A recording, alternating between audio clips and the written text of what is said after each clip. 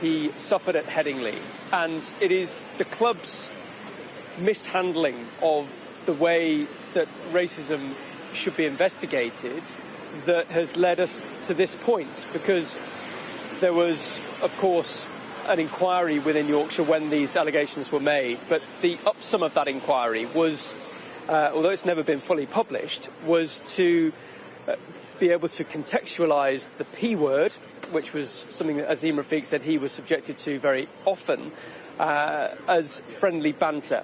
And that was the point at which a number of very senior politicians, not least Sajid Javid, the Health Secretary, called it out effectively and said, look, you cannot dismiss the P word as friendly banter.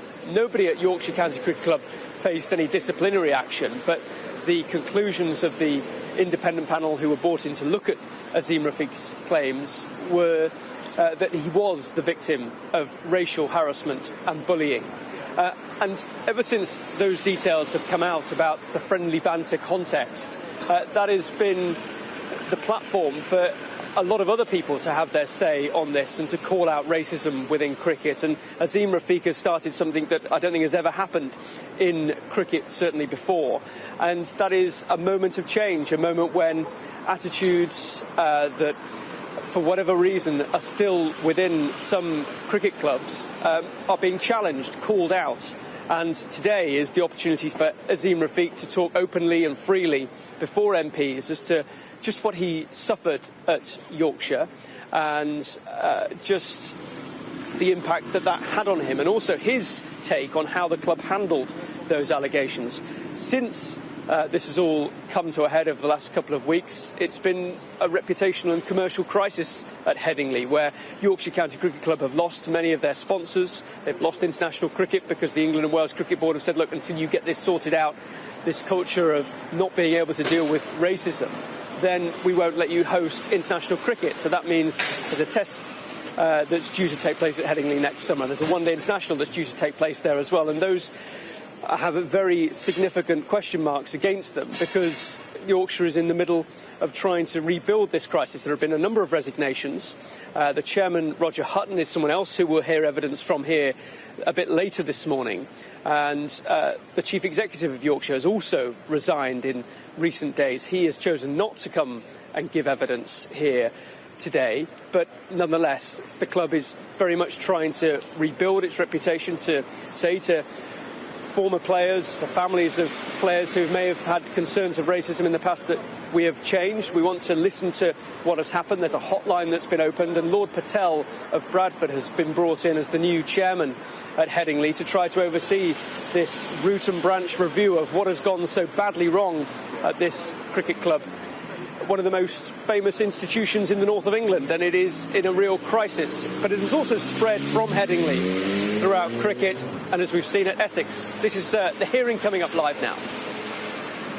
OK, just before I let that, I'm not sure whether we've quite got it just yet, but I did want to ask you, Tom, we were chatting to Mark Ramprakash, and he was saying that he did suffer similar comments when he was playing, but he didn't want to come forward and talk about what had happened to him specifically because he didn't know if it was necessarily meant with any malice. I'm sure there are lots of other players who are probably in a similar position. Yes, there will be, and this is something that has provoked a lot of soul-searching and a lot of deep conversations within cricket, not just in England as well. We were speaking to Azeem Rafiq's solicitor earlier. She was saying that this is around the world. This is a global conversation that Azeem Rafiq has started. And as we understand, that hearing is just getting underway inside the building behind me here in Westminster. Indeed so, Tom. Here we go. Who we have not invited, but have given no indication they would like to be invited. But what we would say to them is very simple. If they find that there is anything they wish to answer as a result of any statement made in this session, they could certainly, in the first instance, write to the committee, and that will obviously form part of our evidence as we move forward to a report stage. I'd also remind everyone in the public gallery that there is quiet during proceedings as we ask and our questions. Declaration of interest. First of all, Damien Green. I'm a member of the MCC and Surrey County Cricket Club. As chair, I declare that I'm the chair of Lords and Commons Cricket Club. Also, I attended events as part of the events research programme with the ECB and with Surrey County Cricket Club. Anyone else? Good morning, Mr. Rafiq. Thank you very much for joining us. Good morning. Please just tell us in your own words why you think or what you think went wrong at Yorkshire County Cricket Club for you. First of all, thanks for giving me this opportunity to talk about my story and what I went through over a long period of time at the club. Look, I was a young kid from Pakistan, living in Barnsley, with a dream to represent England. Pretty early on at the club, I joined a dressing room full of my heroes, Michael Vaughan, Matthew Hoggard, part of the 2005 Ashes team, and it was just the most surreal moment for me. I entered that dressing room. Pretty early on, me and other people from Asian background, there was comments such as, "You lot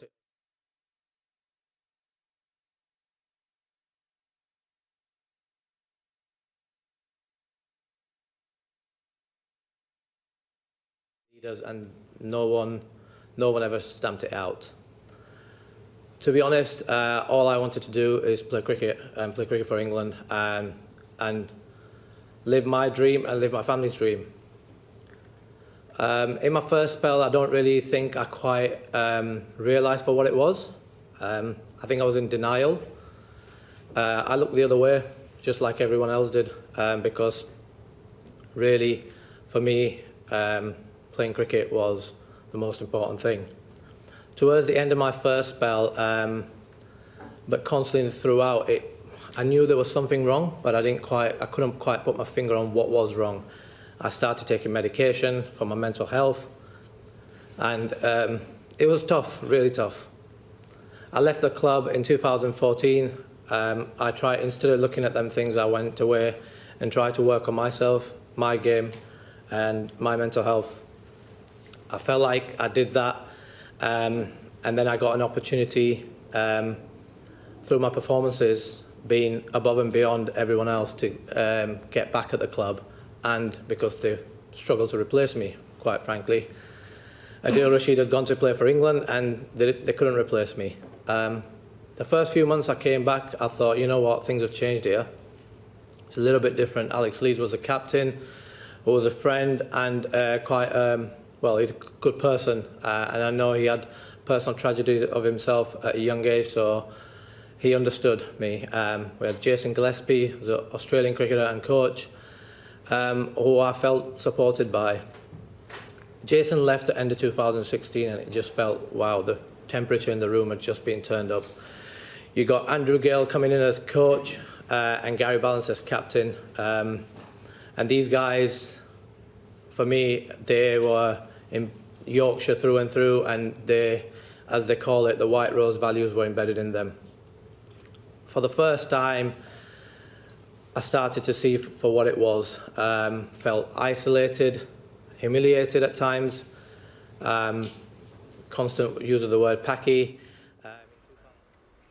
Aware of the sensitivities of some of the language that is being used as part of this hearing today. Apologies for any upset that we may cause some of our viewers using the language that he has said that he had to face Azeem Rafiq during his time at Yorkshire County Cricket Club.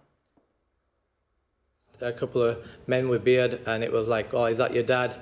If we go past a corner shop, or does your uncle own this?" And this happened in front of, again, Martin Moxon, Andrew Gale, club officials, and it would never got stamped out. Everyone saw it. But because the institution and the environment, it becomes such a norm in there that I don't think anyone thought there was anything wrong with it. And that's probably why some people don't even remember it. End of 2017, we had a really difficult pregnancy. And through that time, the treatment that I received from some of the club officials was inhuman. They weren't really bothered about the fact that I was at training one day and I get a phone call to say there's no heartbeat. Sorry. Your time, Mr. Rafiq. You wish to break it any moment, please just let me know. There's no hard deadlines today. I was quite interested by your comment there. I'll probably return more specifics. You said about Mr. Ballance. Now, he made great store in his statement, where he issued an apology, over the fact that you were friends. I think he mentioned as well in the report that you went to have dinner with his family in Harare, I think. And he suggested basically it was sort of a banter angle to the use of the P word. Now, in your second spell at Yorkshire, were you and Mr. Balance friends? And if not, did he use the P word during your second spell? Yes, 2017 pre-season tour, and throughout really. It's interesting, and I want to address Gary's statement because there was a narrative there that we were the best of mates. We had a really good relationship. When Gary came to the club from Derby, I saw in him what I saw in myself, and that was outsiders. A lot of the players at the time called Gary a lot of things, which were completely out of order.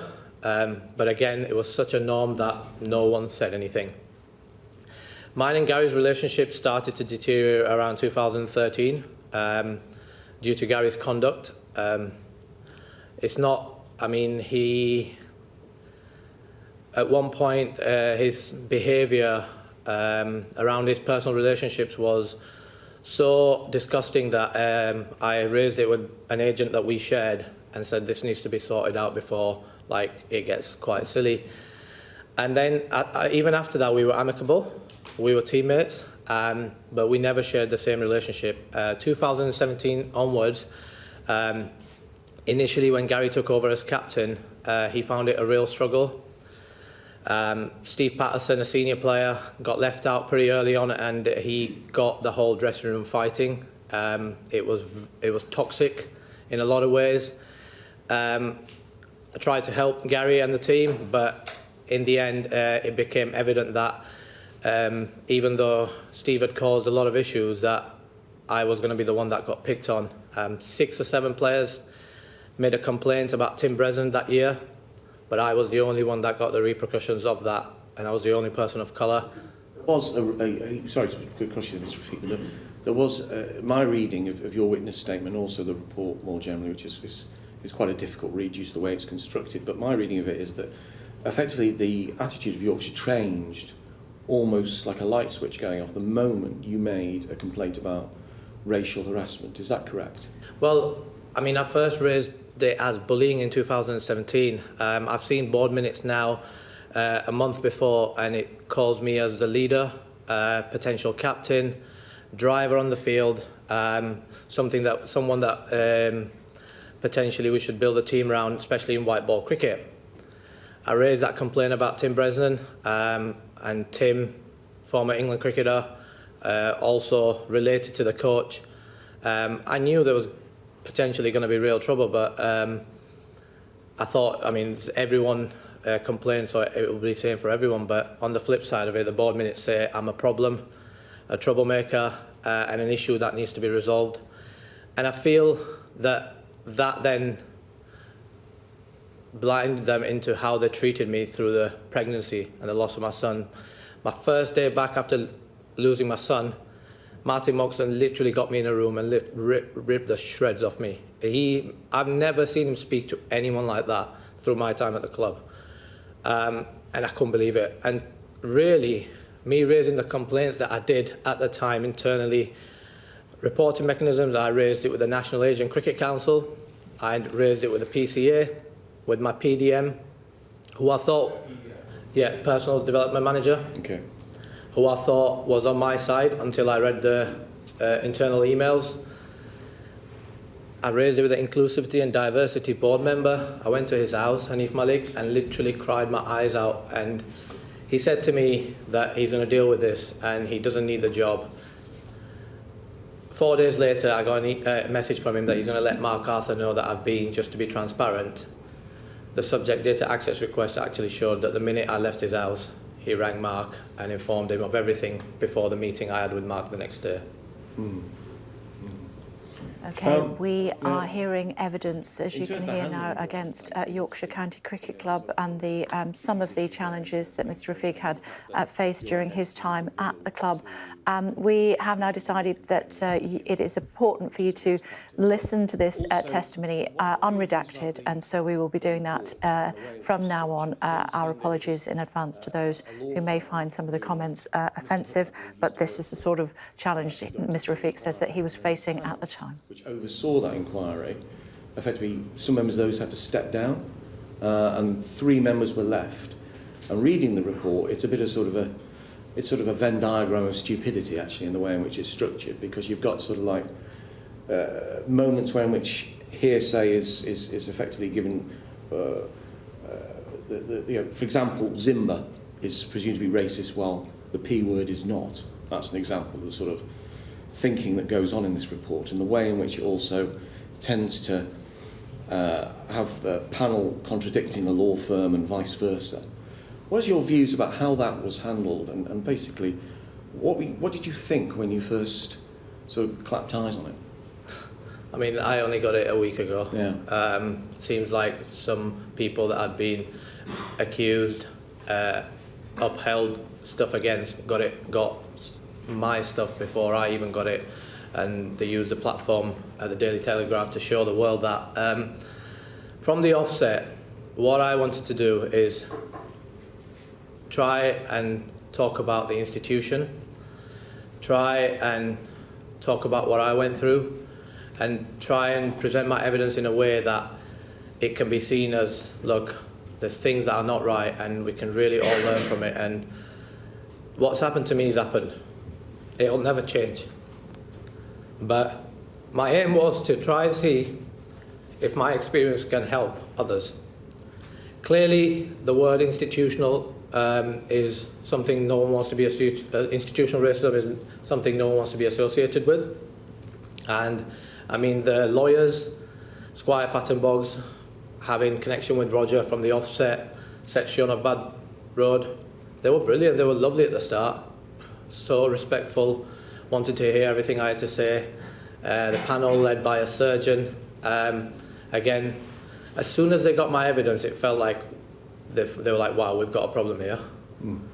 And suddenly it felt like it went away from the institutional, and working with the club, they tried to make it about individuals. And that's why, unfortunately, the last couple of weeks, some individuals have had a really tough time. But I didn't present my evidence like that. It was never intended like that, and that was never the allegation. But that's what the club, the lawyers, and the panel in particular have tried to do. I mean, to make one thing very clear, Paki is not banter. Racism is not banter. And for a person of colour, I think there's 3 people of colour on that panel, and one of them, Chief Executive, I think he's associated with National Asian Cricket Council, and CEO of London Tigers, an award-winning charity organisation working with rugby and football clubs. For him to come out and do an article where he stands by the finding that Paki was used as banter, it just shows the scale of the problem we have. There's a report, in the report there's mentions made of your drinking, that you were a heavy drinker during your time at Yorkshire.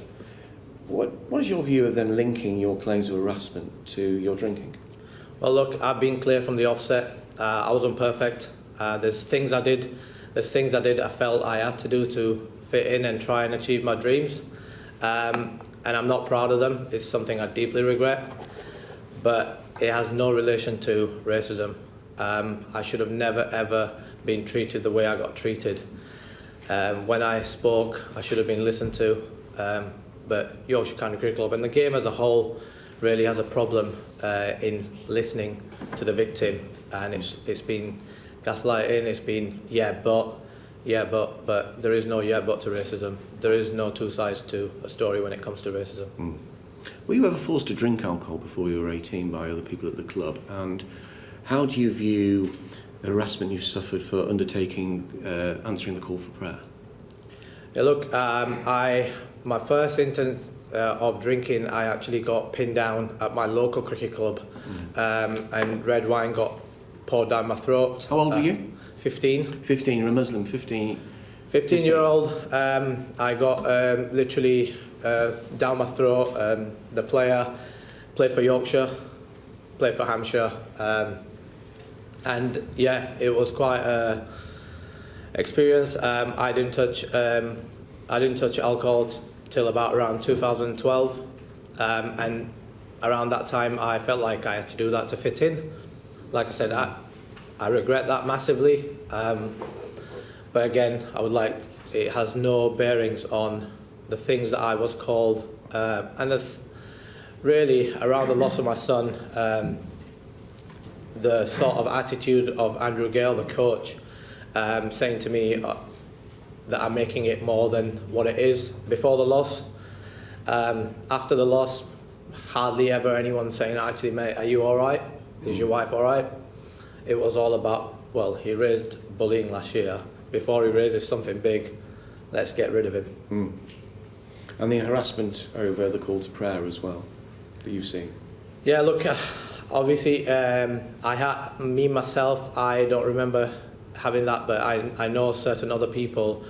I've seen another player fasting, for example, and if he made a mistake while fasting, from the strength and fitness conditioning coach to the physio, to coaches and fellow players would be blaming him for any mistakes he made, as opposed to actually understanding That's at Yorkshire? That's at Yorkshire, yeah. Okay. Tell us about Kevin and Steve, what those names signify in Yorkshire cricket.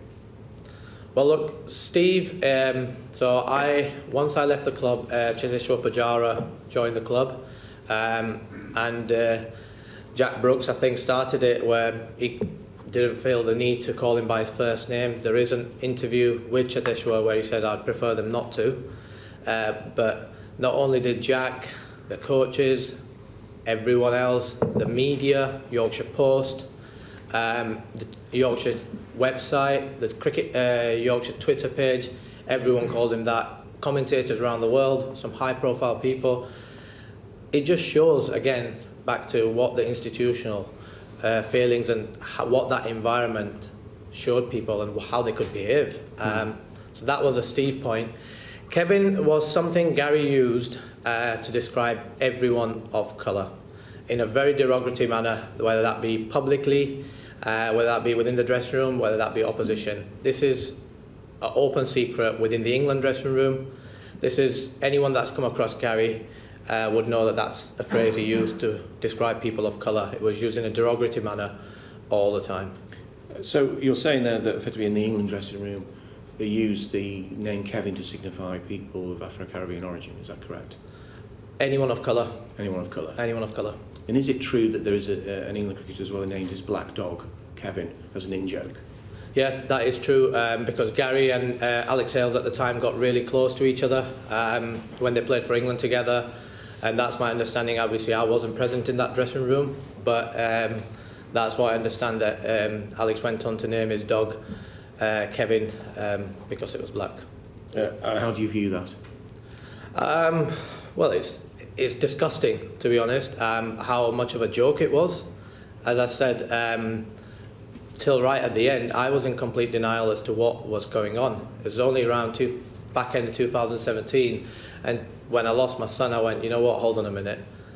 I've seen other players have family tragedies and get support beyond measure, and I've just carried my son from the hospital to the graveyard, and how I'm getting treated here is not right.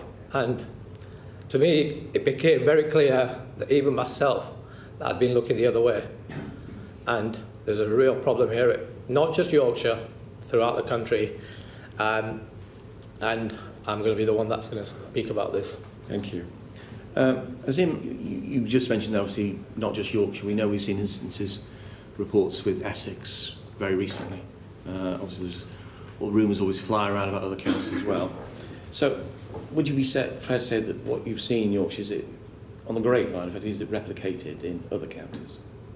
Without a shadow of a doubt. This is a problem up and down the country. I think I would like to see it as progress, that people are feeling like they can come forward and they're going to be heard and not just be discredited, smeared about, briefed about. I think I would see that as a progress. I mean, if you look at the stats, British Asian, specifically British Asian representation in professional cricket since 2010 has had a drop of nearly 40%.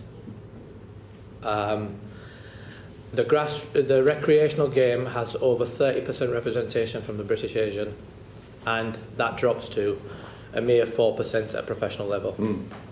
Now, you can do all the PR initiatives that the ECB, PCA, the counties do and tell everyone how great you are, or you can actually look into the problem. Within our community, the problem is not at recreational level, because we love the game, we want to play the game, but when we get to that between 16, 17, 18, and we have to go from academy to professional game, everything that I've spoken about are a challenge. And I would hope some pretty smart people running the game would be able to look at that. But it seems to me that whenever there's an initiative, whenever there's anything, it goes right to the grassroots, because that box is already ticked and they can tell everyone how great they have been. There was a South Asian Action Plan, which I actually launched on Sky for the ECB. I think it's initiatives like that are box ticking, a lot of tokenism, which is setting us back, and it doesn't really deal with the issue, which is in the dressing room, on the ground, because up to now, no one's felt like they can come forward and talk about it, because when you do, it's all about, well, he's a problem, he's a troublemaker, it's all him. That's very, very powerful stuff. And also, in terms of what you think should be done specifically, because obviously there is that, you described an enormous drop-off when youths, South Asian youths, you end up with I think it was 85%, I believe, of young people at Bradford Park Avenue Nets from South Asian background. And yet, how many cricketers have represented Yorkshire from South Asian background? Recently, no one. Currently, Adil Rashid is the only British-born member on the Yorkshire staff. It's actually scary. And you get this throughout the country. You challenge someone and you get from Birmingham, you say, yeah, well, 50% of our academy is South Asian. That makes it even worse. It's clear the problem's there. Everyone's known it for a very long time. I think it's been an open secret. It's been, as I've seen over the last 15 months, if you speak out, your life's going to be made hell. And there's no doubt my life. I mean, I sat in front of national TV and talked about the dark places this whole episode got me into. And what's happened since then? Denial, briefings, cover-ups, smearing, high-profile media people messaging other members of the media who have supported me, saying stuff like, well, the clubhouse is a life blood of a club and Asian players don't go in there. Getting subs out of Asian players like getting blood out of stone. And then personally, this guy doesn't even know me, has never spent any time with me. He's talking about my personal drinking, going out and socialising. Was that Mr. Pugh in his article? No, that was David Lloyd. He was Right. a massive he's been an England coach, commentator, and I found it disturbing because Sky supposedly doing this amazing work on bringing the racism to the front, and within a week of me speaking out, that's what I got sent to me, and I thought, oh, God, there's some closet racist and we need to do something about it. Well, it's very telling, isn't it? We all remember the image of the England team ensuring that Moeen Ali wasn't covered in champagne at celebration, and there we have you at 15 years old being abused by them tying you down, holding you down, pinning you down, and pouring wine down your neck as some sort of banter. I think that says everything in terms of what actually is reality and what actually is pretense. Simon Jupp. Thank you, Jay, and thank you for your testimony so far this morning. You mentioned feeling an element of denial, the impact on your mental health. Feel like you have to look the other way. I want to talk about the timing of what you've been through, because you left Yorkshire Cricket in 2018, came public with your concerns in 2020. Why that delay? Was that because of the mental health issues you were facing? And what was that like? Yeah, look, at the time when I left, I had, I think, 4 or 5 months left on my contract. I was encouraged to sign a confidentiality form and take a sum of money, which I refused, which at that time would have been a lot of money for me. I knew my wife was struggling. I knew I was struggling. There was no way mentally I could have even considered putting myself through this trauma. I actually left the country. I went to Pakistan. I never wanted to come back. Take your time, don't worry. How did you summon the strength to do this then? Because you've been exceptionally brave coming forward and saying what you've said. And I know how difficult that would have been, you know, with the amount of media attention you've had and everything else. So how do you summon the strength to do this? I don't know. I've got a bit of Karachi and a bit of Banza in me. I know that the pain that I went through for them few months, no one can ever put me through that pain again. I had an interview about my new business. I got asked a question and I got emotional. I said everything. Even at that point, I genuinely thought that there might be some humanity left in some of these individuals. But no, it was. The initial response was, well, he's not talking about Yorkshire. He hasn't mentioned them. Then it was just all about discredit, discredit, discredit. I don't know how I've done it. I really don't. This process over the last 14 months has been difficult in a lot of ways, but I've kept putting myself and my wife.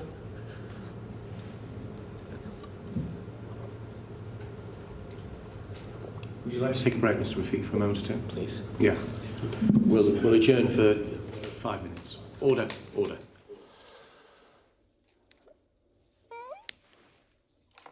Well, a short adjournment there in the hearing on racism at Yorkshire Cricket Club and in cricket in general of the Digital Culture, Media and Sports Select Committee, a committee, of course, cross-party committee of MPs.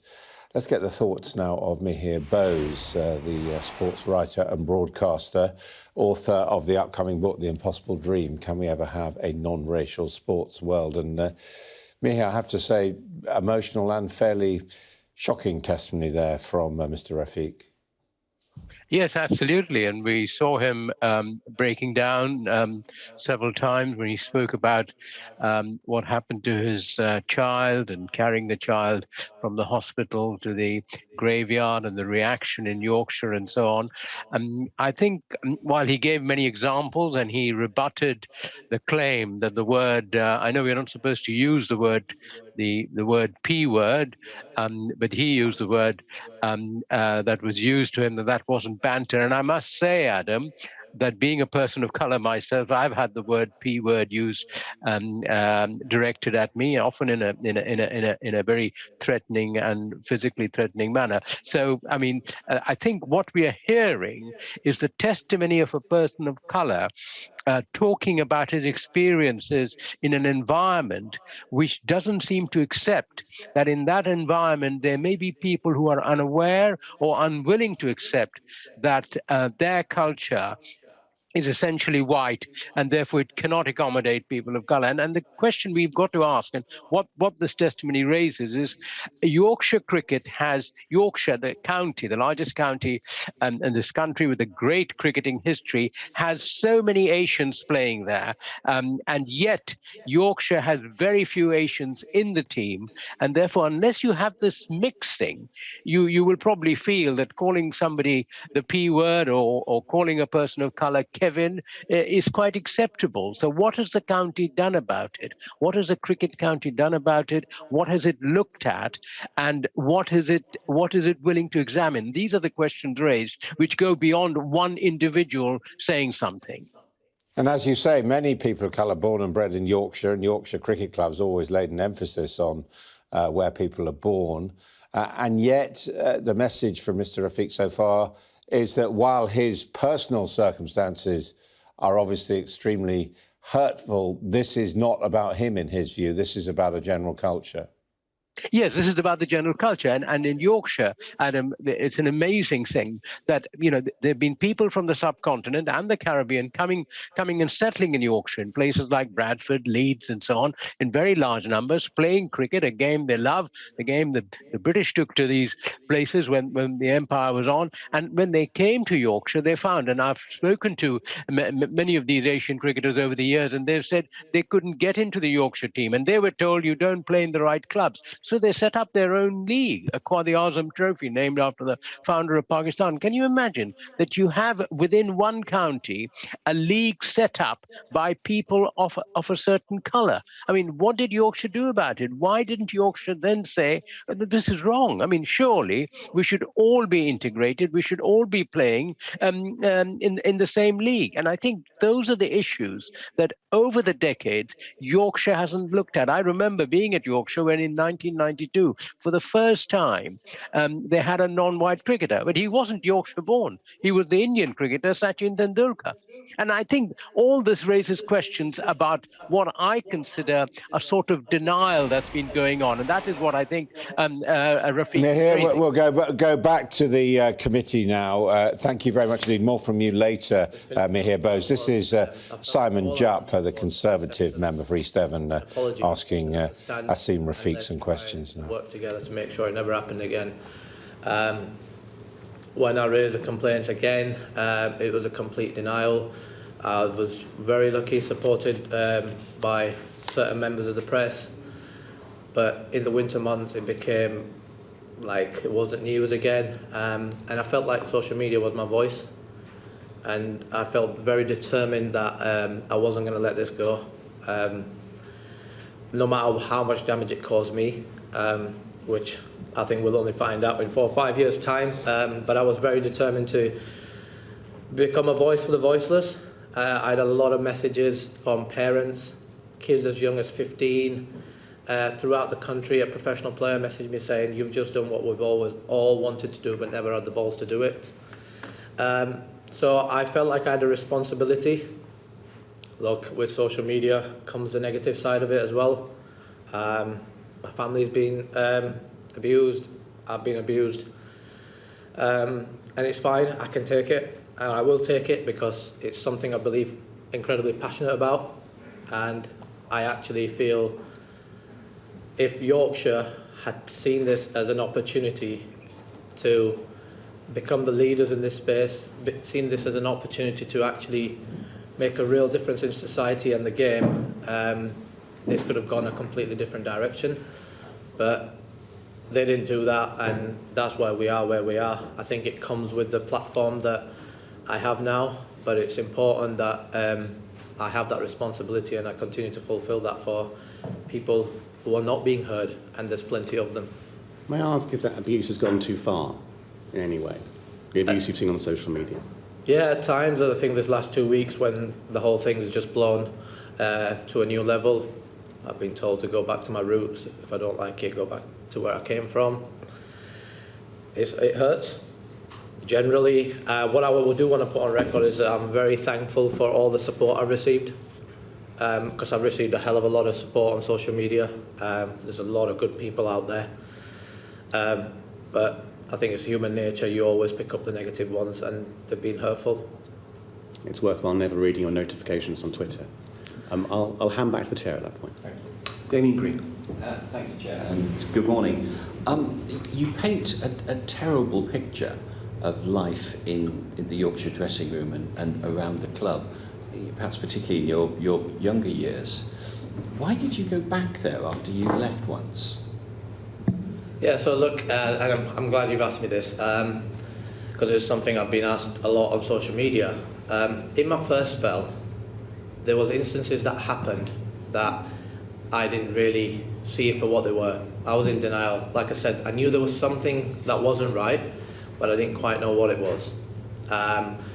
And to go with that, why did I go back? To be honest, start of 2016, I started really well. I was training with Derbyshire. They didn't have the finances to offer me a contract, and I was in a position where putting food on the table was really difficult, and I genuinely had no other option but to go and try and fulfill not only my dream but my family's dream. And that's just the honest why I went back. But more importantly, I think I was in denial right up to 2017. And one thing I want to talk about is for a person of colour to actually start accepting that you're being treated differently because of your race, religion, is actually quite a tough thing to take. Because then after that, you're always like, why? You just want answers, but you never get answers. So, and I didn't want to believe it, but when it became pretty evident around the loss of my son, I was like, look, I can't keep looking the other way. I've got to speak about this. And yeah, that's the situation really. So you almost went back knowing that there was this niggling problem that you needed to confront? Well, not really. Like I said, until 2017, I didn't really know for what it was. I was in denial, and this is how I presented my evidence as well. The thing was, for me, was right at the end, the last year and a half.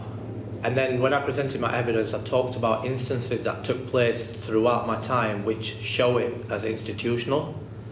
But right up to 2017, I didn't believe it, and nor did I ever want to believe it and even look at the issue to what it was. And even in 2017, I reported it as bullying.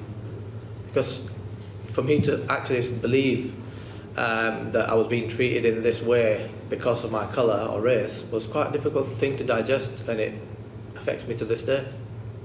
So you say it's institutional in Yorkshire. Do you think it's institutional in cricket more widely? Yes, I do. And is that from experience when you obviously play other counties and so on, or indeed when you're playing club cricket? It's just infuses the whole game, does it? I think the stats, we rely a lot on data in today's society. I think that back it up. I think other people's experiences now, and I know off the record I have had enough people talk about experiences up and down the country.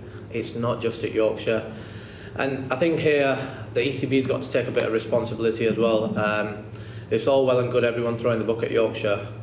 It is still my club, and whether people believe or not, I still have a sense of wanting to make sure that it's not just everyone throws the book at Yorkshire, because this is a problem up and down the country. And ECB, it's ECB's game. They're the regulators. It's their funding, and I think their actions in the last few years of the T-shirts and I mean even around taking the knee, they were one of the first sporting teams to just stop.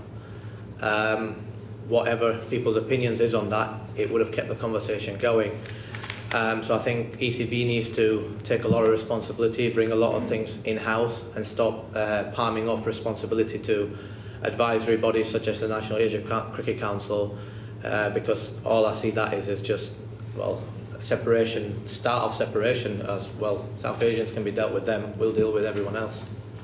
So you think that in other, particularly sort of, if you like, urban counties, it's a contradiction in terms, but you know what I mean, it's sort of the big urban areas where there will be a large concentration of young cricketers in minorities, that there is still the kind of casual, unthinking racism that you describe so eloquently all over the place, and that's why the stats are as they are. You think that's the root of it? I think that is the problem, that my experience is not just limited to me. And that is the problem, but that's a problem that ECB, the PCA, the counties have never wanted to deal with.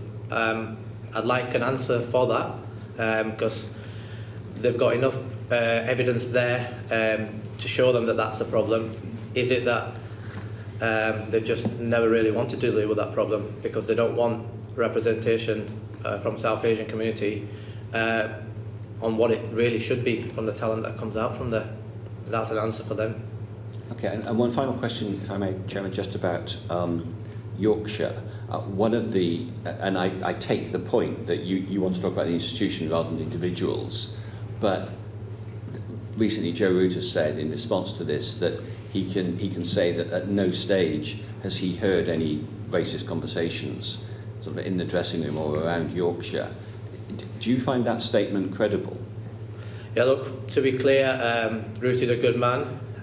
He's never engaged in racist language. I found it hurtful because Ruti was not only Gary's housemate, Ruti was involved, before he started playing for England, he was involved in a lot of them socialising nights out where I'd been called the Paki. But again, it just shows, and he might not remember it, but it just shows how normal it was in that environment, in that institution, that even a good man like him doesn't see it for what it is. Yeah, it was strange, but like I said, it's the environment and the institution that made it such a norm that people don't remember it. And it's not going to affect Joe. It's something I remember every day, but I don't expect Joe to. Yeah. Okay, thank you very much. Thank you. Kevin Brennan. Thank you, Chair, and thank you, Mr. Rafiq, for your testimony this morning. I must say, I had no idea that Kevin was a term that could be used as racial abuse. How, when did that start, and how prevalent and widespread is that in cricket? Well, it's a term that's used by Gary. Gary started this term. I don't have a knowledge of where and how, but it was something used in a derogatory manner for people of colour. You mentioned earlier on that Gary Ballance was someone who displayed, and the phrase you used, which I assume is a very strong Yorkshire cricketer, white rose values. Did you mean that in a derogatory way when you said that? And what did you mean by that? Well, a couple of days ago, I seen that 14 members of the staff signed a letter to the board a month ago that they should have come out and discredited me and attacked me for my personal behaviours, and that I didn't share the White Rose values. I mean, if the White Rose values means that you're racist, then yeah, I didn't share them values. And look, the institution, whether it wants to accept it or not, there's enough. Imran Khan in '99 talked about it. Terry Rooney, an MP in 2004, talked about it. It's been an open secret. We've got a statement from someone as far as 30 years back. We've had someone speak to us off the record and nearly come forward a couple of times about incidents in '92 that involves people who are coaches now, but they were players then. So if the White Rose values, because I don't know what the White Rose values are, but if it involves racism, yeah, I don't share them. Obviously, Gary Ballance has issued an apology about his behaviour, saying it was I think the phrase he used was a friendly verbal attack. What do you make of that? Well, first and foremost, I didn't see that Gary actually apologised in that statement. I wanted to, throughout, like I said, I think this panel and the lawyers and Yorkshire hierarchy have made this about individuals.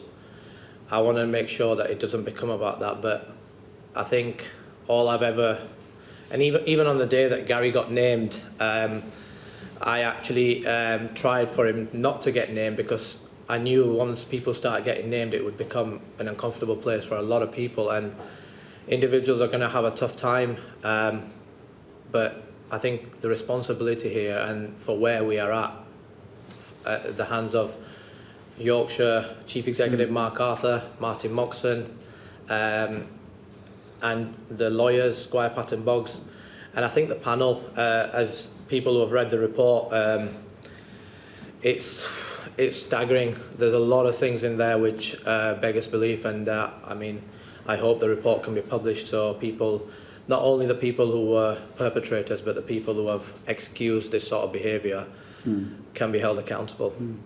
I mean, on that point about individuals, Michael Vaughan has said, I think he said this yesterday actually, that his reputation is being trashed unfairly. What's your reaction to that? I think it's important on Michael that we don't make it all about Michael. Look, it was a long time ago. Michael might not remember it, as I said about earlier, because it doesn't mean anything to him. But three of us, myself, Adil and Rana, we remember it. I've spoke to Adil at length about this. And Michael to use this platform at the Daily Telegraph to try and discredit before even anything being spoken about was, again, he clearly had a snippet of my statement.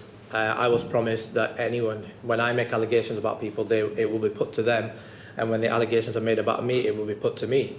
That process wasn't followed for me, so he used this platform at the Daily Telegraph to tell everyone that he hadn't said these things, but then to go on and put a snippet of my statement out and then talk about other things I thought was completely wrong. Like I said, he probably doesn't remember it because it doesn't mean anything to him. You referenced the report, and although we're not publishing the report on advice, but what was something of interest to me was that the scope of the report originally, the terms of reference originally, were changed halfway through to stop the law firm from making a finding on whether Yorkshire Cricket Club is institutionally racist. Did you notice that when you read the report, and do you have a view about that as to why that might have happened? It's obviously a question we can put to others as well, but I just wondered what your view was on it. Yeah, I noticed it when I got the report. Interesting, I didn't find out through the process. Throughout this whole process, I think I spoke. I think they had this feeling that, like it happens in generally when someone talks about their feelings and stuff on subjects that are uncomfortable, it's difficult to prove.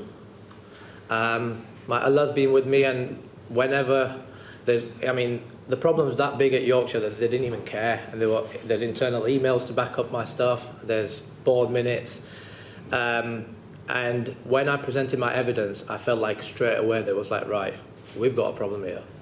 How do we take it in a completely different angle? And I think that's what they've tried to do.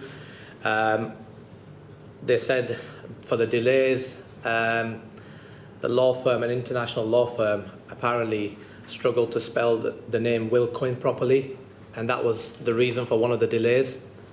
The whole thing is staggering. The panel, the last email we had from Dr. Samir Patak was explaining to us what would happen next. We emailed him. To this day, we don't have a response. So I think the way the whole thing has been, so I feel like there's three facets to this: my career and what happened, this investigation, independent investigation, which has been far from independent, and then the cover-up. I mean, to say that members of the panel, while this investigation was live, were being entertained by Yorkshire County Cricket Club at the test match at Headingley just shows the arrogance of these people, that they felt so untouchable that little old Azim Rafiq, no one's going to believe him, and we'll just discredit him. Can I just finally ask you, and you may not be able to answer this because I realise I'm talking about a third person, but one of my constituents wrote to me and said they've been writing a book which has a chapter on the subject of discrimination in sport and cricket, and that one of the people they interviewed was your sister Anna, who does work for Leicestershire, or has done work for Leicestershire Cricket Club. Have you spoken to her about the work that she's done there, and I suppose my question is there evidence through that work of this being a much wider problem in cricket? Well, my family didn't know what I was going through till last year when I did the Sky interview. They weren't aware of it.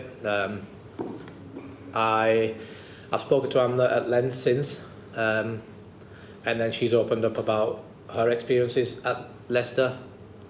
And I have no doubt whatsoever this is a problem up and down the country. Leicester has specifically has a massive Asian community and hardly any representation. And they've had a chief executive, a first British Asian chief executive for a few years in Wasim Khan. And from everyone I've spoke to, that did more damage. And unfortunately, it's the fear of the institution or whatever it is within our own community, and I've not shied away from saying the truth, even when it's been difficult to hear, whether it's for myself, my own community or my family. But throughout this whole process, my own community and a lot of businesses in Bradford have been helping Yorkshire try and cover up for whatever reason, whether that's fear of the institution or wanting to progress themselves. And it just shows how difficult this issue is and how big the problem is. I think if people had have taken Terry Rooney's experience in 2004 or Imran Khan, they a bit more as a let's learn from it and let's make proper change, we won't be here today. But unfortunately, as it's shown over the last 15 months, people just don't want to listen. It's uncomfortable. Good people who are not racist want to look the other way. Okay, thank you, Chair. Just to clarify, we will be publishing your witness statement to the committee in full at the end of this hearing. We're not choosing to publish the report. Frankly, it's Yorkshire's mess. They should be the one publishing this report and explaining themselves, rather than hoping the parliamentary committee will do it for them so they don't get sued. So, but to be very, very clear, every word you've put in your witness statement will be in the public domain at the end of this session. Thank you. Clive Efford and then Julie Elliott. Thank you, Chair. Thanks for coming to give evidence today, Azim. You've mentioned that you don't want this to be just a Yorkshire issue. You think it's wider in the game. You've just answered that you think there are issues at Leicestershire, for instance. So, but you went to Derby for a period where you seem to have had a happy experience. So, could you just tell us a little bit about what your experience there was, and how widespread you feel that this problem is within the game of cricket and beyond, actually, because other sports like football have similar problems in the higher echelons of football. We don't see the representation that we do on the pitch. What are your comments? I had the most enjoyable month on loan at Derby. From the minute I got there, the captain and the coach made me feel welcomed, valued. I have nothing but good words to say about my time at Derby, but it was only a short time. I don't know what the dealings is below the level, but representation again there is in short. But I can't speak highly enough of my little stint there for a month. And in Yorkshire, there's a whole hierarchy of cricket that's been set up around South Asian cricketers because of the ceiling that there was, the lack of opportunity to get through into first-class cricket. Is that different from other counties in your experience, or is there something peculiar to Yorkshire? I'm sorry, I didn't understand your question. Well, in the sense that there is a whole pyramid of cricket within Yorkshire around South Asian cricketers, and set up by them over the last 50 years. And that seems to have been set up because there was a lack of opportunity to get into first-class cricket. So is that in your experience or your knowledge, is that commonplace in cricket, or is that peculiar to Yorkshire? I think you mean the leagues that have been set up that are, I don't think they help, but I think people just got sick and tired of not being given opportunities. And the problem's not just, this is where the ECB needs to take control, because we had a situation over the winter where, coincidentally, my local club, Barnsley, and their chairman described an overseas player from West Indies from another player, and he put on Facebook that this guy's he was selling sunglasses to me in Tenerife. So the problem actually is right at the bottom, and it needs the ECB to look where their money's going and make sure that people responsible for young kids coming into the game at an early age are educated for what's right and wrong. And I think for too long the ECB has not done enough. So can I just ask you about the ECB, because this whole situation in Yorkshire has been in the open for quite some time. Were you approached at all by the ECB when you made your complaints known? Yeah, so when George Dobell published his article, I had a phone call from Tom Harrison. I subsequently had a Zoom call with him. I felt like he was listening, but then they took the stance that they're going to trust Yorkshire to do the right thing, and then as regulators come in to sort of hold Yorkshire to account. Constitutionally, I don't know how that works, but it was difficult that for me to take through the winter because I kept begging the ECB, the PCA. The PCA kept telling me, oh, we agree with Yorkshire, independent investigation. I'm telling them, look, they're not doing the right thing. They're changing processes. They're not communicating with me. This is going to end up in a car crash for everyone. Please step in. Please step in. At no point any of the two organisations wanted to do that. Until really, to be honest, on that Monday when the article broke in the Cricinfo, and the sponsors, I think, once the sponsors started going and the MPs started being vocal about it, it was at that point that ECB came in. I'm sure they're going to be asked this and they'll have their reasons for it. But on a human point, I felt like if someone else had told me that they were suicidal, and then he was ringing you saying, please help, I'd forget the Constitution and any regulatory, and I'd jump straight in and go, right, we need to help the human, because it left me over the winter. There's been some really dark moments, and at one point the PCA, they actually called the police and reported me missing, which was like, I mean, I'm sat with my family and I get a phone call saying, oh, you've been reported missing. I'm like, and I didn't feel like that was somewhat, they did that because they were concerned for me or worried about me. I felt like that was done to tick a box just in case I killed myself, and they can say, well, we did what we could do. So can I just clarify, you were in regular contact with the ECB after the publication of the article, and you were making it clear to them what your emotional state was? And there was a failure there to intervene. Is that your... I wouldn't say regular, but I made it very clear to them several times through the winter, but I was in regular contact with the PCA. I found the PCA stance as Professional Cricketers Association incredibly inept. It was, oh, we've got members on both sides. I was like, so you're protecting the perpetrators, and you've no interest in where this is taking me. Throughout, PCA kept telling me, once the report comes out, we will support you, we will stand up for right, and we'll make sure this changes.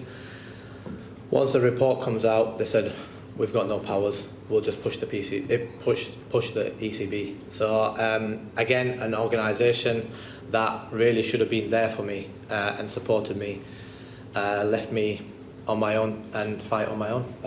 And the inquiry, the investigation, there were a lot of people who didn't respond to invites to give evidence. Why do you think that was? Fearful, not trusting Yorkshire. They know they've done wrong, some of them. Lawyers, I think the list could go on. I think that's for them to answer why they didn't play a part. But the way this investigation was done was, I mean, best described as shoddy. Like as I said, an international law firm. I found staggering when I heard that they couldn't spell Wilcoin properly. They've not contacted, to this day, they've not contacted Tino Best, Rana Naveed-Ulhasan, who publicly came and backed me. Age group coaches who have publicly talked about that they got told pick a few of them but not too many of them packies. Supporters have wanted to come forward. They've all had to go through HR at Yorkshire, which is, I mean, her behaviour in it all again is not really an example that needs to be set for young people moving forward. So it's been done very shoddily, and yeah, I think people who have declined to play a part, they need to answer why. So do you think that Yorkshire at all made an attempt to reassure those people and get them to give evidence in this process? To be honest, I don't know what Yorkshire's done. I think Yorkshire throughout has tried to discredit me, brief about me, be in denial.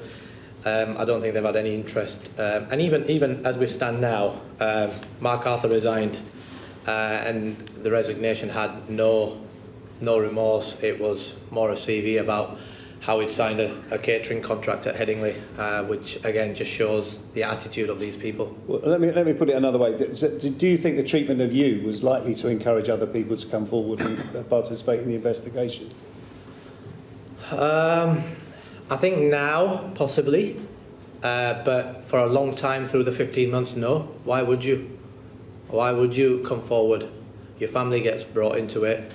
Your wife gets nailed on social media. Your sister's life's made hell. Your dad is ill, suffering. Why would you? And last question, just given how widespread and open you've described the racism at Yorkshire, how could in your opinion, do you think the people at the top of the cricket club could have possibly been unaware of the level of racism that was taking place in the club? Look, I think from the minute they come in, so people who have been there come in as 16-year-old players, they just see their seniors behave in that manner and they think that's acceptable. No one's ever said to them, stop. I think they could have had that excuse before I spoke to them. But I think after I spoke to them, there is no excuse that they weren't unaware. I made it perfectly clear in as much detail as I possibly could what I had felt and what other people had felt. But look, other people are still fearful of coming forward, even at Yorkshire. But yeah, I think to say that they were unaware would be an excuse for them. And I think we need to get away from looking for excuses for any of these individuals. Thank you. Thank you, Chair, and thank you very much for coming and talking to us today. I want to start by just actually quoting something back you said earlier in evidence, where you said, it's only little Azim Rafiq, no one will believe him. Can I just say, I believe you, and I'm sure this committee believes you, so don't for a second think that we don't believe you. And I think most decent people actually in this country believe you. But I want to, you've talked a lot about some of the things, some of the apologies that you clearly don't feel are real apologies that a number of people have said, and you don't want to talk about individuals, that's fair enough. Have any of the people, whether the people discussed here or the people who've given these kind of apologies, actually reached out to you privately and apologised to you personally? After my Sky interview the next morning, I took a phone call from Matthew Hoggard, and he just basically said, look, I didn't realise, I'm really sorry if some of the comments I made you feel the way you've described it. I just want to apologise. And you know what? When someone does that, I was like, mate, thank you, really appreciate it. I bumped into a friend a few months after, and he just said, look, we didn't realise we were having that effect on you. If you'd have said to us, we would have stopped. So I'm really sorry. And both of them people, I was very appreciative of the apology, because really that's all I wanted, an acceptance, an apology. I'd like to ask Martin Moxon, still to this day, why he felt like that was the right thing to do after the loss of my son. But apart from that, all I've ever wanted is some sort of acceptance, an apology, and let's work together to make sure it doesn't happen to my kids, and I can let my kid go and play cricket. Because that, this committee have looked at racism in other sports over the years I've been on this committee, and other issues, whether it's equal pay or discrimination on the grounds of gender, all sorts of issues we've tackled in sport. And part of the problem is sometimes when people are confronted, if they actually just say, we had no idea, we're really sorry, and start to do something about it. But from what you've been saying to us today, in general, that has not happened, really. People have not, they've known, and tell me if I'm describing this wrong, but my interpretation of what you've been telling us is they've thought, oh, we've got a problem and that sponsors are disappearing, you know, people are looking at us, but not actually acknowledging that they've got a problem in the way they've been behaving and at a senior level, the way they've been managing cricket. Is that right? Have I got that right? Yeah, that's it really. I just don't think the game wants to listen, and that's the wider game. I've heard counties running around trying to ring South Asian players to see if they can offer them some roles somewhere in the hope that no one comes forward and talks about their experience. If the game as a whole had taken the approach of, well, what Kamlesh Lord Patel's done is a hotline, a whistleblower hotline. I think once people be listened to, I think there's a quick rush to move forward. I think before we move forward, the game needs to listen to a lot of people that have suffered a lot of abuse up and down the country. And I think till it starts listening to that and hearing it, as opposed to going, yeah, but we can't move forward. And I think that's the first step towards it, what Lord Patel's already put in at Yorkshire, and I think I would encourage every county and the ECB to do the same. You're absolutely right. And can I just contrast the way you've been treated at Yorkshire Cricket compared to your everyday life? I mean, we know there is a problem with racism in our society. Thank goodness I don't think it's anywhere near what is going on in cricket, but there is a problem. Can you just contrast, you know, your everyday life compared to what you've experienced there, what you've experienced in everyday life? It sounds to me as if this is in a completely different league. None of it's acceptable, but is that a fair assessment of where we are? Yeah, look, my everyday life for as long as I've known it's just been cricket. It'd be difficult for me to compare, but I think cricket and professional sport in general, it's a lot worse than society. Again, the thing that I hear a lot is, yeah, but it's a societal problem. Cricket is part of the same society. If we make changes within cricket, we're making changes as a society. It's such a cop-out to go, yeah, but it's a societal problem. Every one of us is responsible for the society that we live in. So instead of palming it off to other people, if we look and actually, cricket is where I was, cricket is where ECB is, instead of saying, oh, it's a societal problem, we need to sort that first. No, let's sort out where we are every day, and hopefully that will have the impact in society in the long term anyway. And finally, you've mentioned the PCA a few times, who should be there to protect you and give you advice and support. What do you think's gone wrong there? Because clearly they're not doing that, and it's absolutely inappropriate to say we've got people on either side. It's quite common in the trade union world or any representational world that you represent people on all sides, but that doesn't stop you representing and supporting people. It sounds to me as if they have really just walked away from the problem. Could you describe a little about how the PCA have behaved? I think the problem they had is my PDM at the time, Matthew Wood, who I thought was in my corner, was actually working for Yorkshire, working with Yorkshire and in communication with, he'd been a Yorkshire player in the past as well. So I think it was all cosy there, and that only became evident from the subject data access request. So I think they had an issue there. And I had a phone call with one of their lawyers for 3 minutes, and he turned around to me and said, you don't have a case. It was incredibly hurtful, and to find out later that the reason they said that is because if they'd have backed me, it would have taken their whole budget. I would have rather, he said to me, look, we can't afford, as opposed to saying you've got no case, because that's what it made me feel like is, no one believes you. We don't believe you. We believe the PDM who I thought was a top man, but obviously, like I said, what you see at the front and what's happening behind the scenes, and the subject data access request was actually, it was probably an eye-opener for me as well. Even I didn't realise how bad it was happening behind the scenes. When I spoke to them, I tried to tell them what I was feeling. I had no proof. But when we started getting the proof, it's like, wow.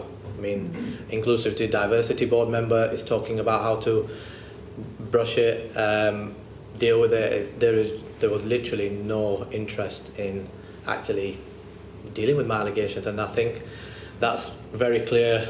As bad as that report is, I think the one thing that is very clear in that report is how I think the words are they were dismissive of my allegations and wanted to wash their hands off me. Thank you. Thank you, Chair. Steve Bryan. Hello, team. It's a horror show, isn't it? What you're describing. You were asked earlier about this issue in Yorkshire and other clubs. It's come up in different questions. Is it an issue in other clubs? You said without question. Without question, you said. I don't suppose many of the other counties will be looking forward to this exchange, but I'm not asking you to name names, but I'm asking you to name counties. You've put yourself out there. And by doing so, you then attract attention, wanted and unwanted. You also become a place around which people can feel they can talk. Have other players from other counties been in touch with you to say, yes, this is exactly what I'm experiencing too. I thought it was just me. I thought I was blowing it out of proportion. Some of the stuff you've said to us this morning. You said it's without question a problem anywhere else, so can you tell the committee about that? Where? Yeah, look, I've had messages from people who have played at Leicester. I've had messages from a guy who played at Middlesex. I've had messages from people who played at Nottinghamshire.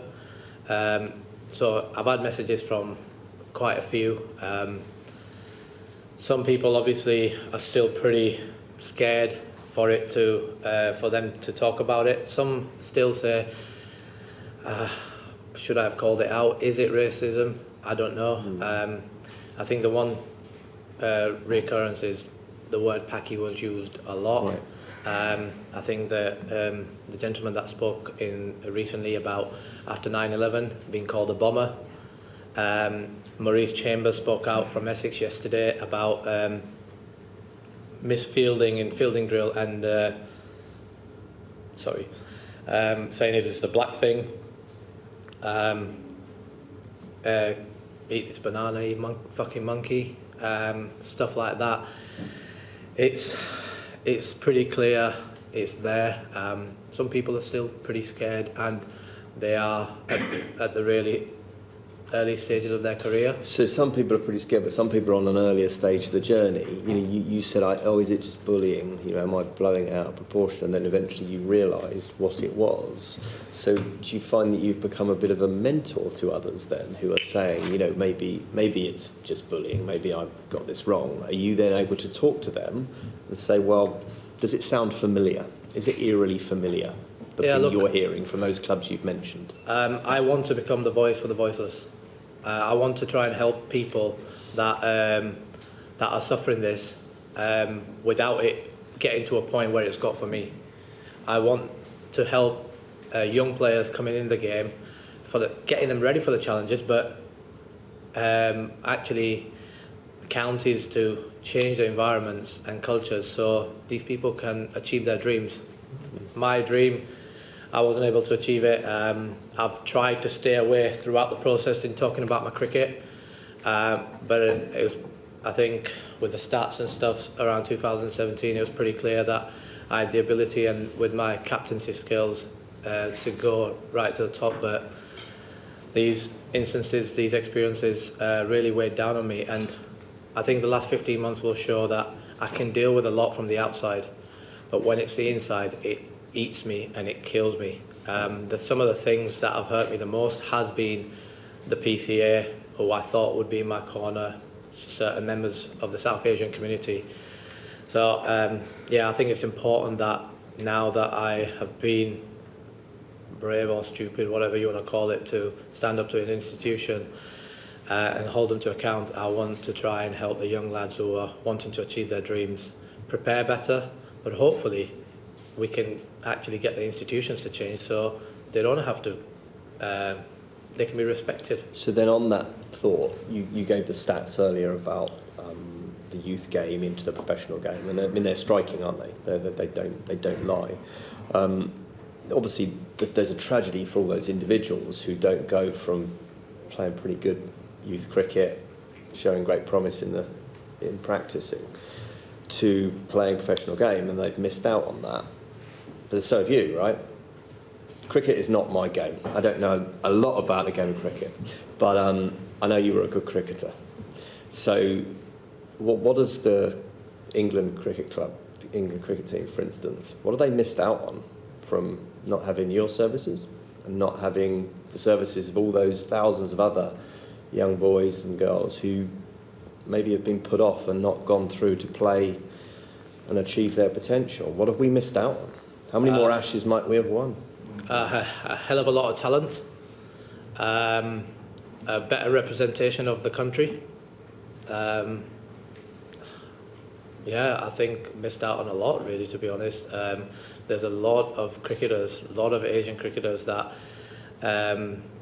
have been subject to this, and not just Asian, black cricketers as well. I think the representation of black cricketers within professional cricket right now is actually worrying from where it was. And I think the game, ECB, really needs to look at that and start doing something tangible to make them changes as opposed to some PR initiatives. Yeah, okay. I'm just going to come back to the personal finally, but just because I was asking you about other county teams, and you've become a rallying point for people to contact you, and you named a few counties from which people have contacted you. Have young people in other sports been in touch with you to say they recognise what you've said? Not young people. I've had people from other industries in different lines of work. I got an email from someone who works in for a big utility company, and the similarities were just same. It was all just the same, but I've not had young people from other sports. What about other sports, men and women playing elite sport? No, it's not something I've not heard from other sports.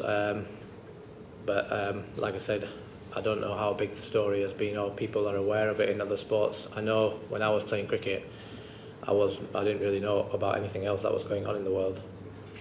So then finally on that, and you may not find this easy to answer, but I'll ask it anyway. You're obviously quite an emotional person. You've been through an emotional time, and I don't blame you. It's emotional listening to your evidence this morning, and I think my colleagues would all concur with that. You've spoken a number of times about it was your dream and your family's dream for you to play this game. So growing up in Barnsley, what would you say to 10, 11-year-old boys in Barnsley and girls in Barnsley today, hearing this, reading this, who might have that same dream and whose family might have that same dream for them? What would you say to them?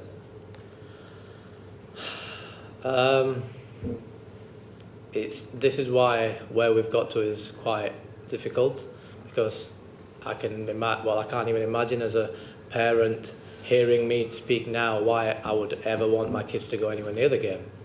And I don't want my son to go anywhere near cricket.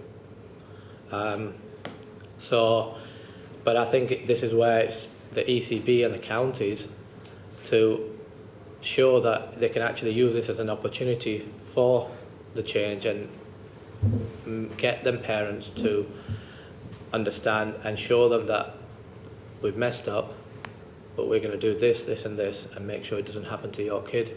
But as a parent, if I was a parent, I would say keep an eye on your kids, keep an eye on them, because this is reality. As a parent, I would not let my kid go there and just leave them at the hands of these people, because I think it's pretty clear in professional sports and other issues as well. People go from playing to coaching and they're handed responsibility for kids, and they just do not know how to behave in front of kids. You obviously have a love-hate relationship with the game, but it was struck when you said Yorkshire's still my club, and it's still your game, isn't it? So just in conclusion then, but by how many will we win the Ashes? 5-0. Excellent.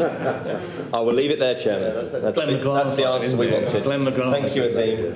I think hell will freeze over before we win 5-0. Alex Davis-Jones. Thank you, Chair, and thank you, Mr. Rafiq, for your testimony today, which I know will help so many people just by you speaking up, so thank you for that. You mentioned that we need to use this as an opportunity for real change. People have spoken up before, but nothing has changed. You mentioned tokenism. We had an urgent question in the House of Commons last week, and the government's response was that Cindy Butts has been appointed an independent commissioner for equity in cricket.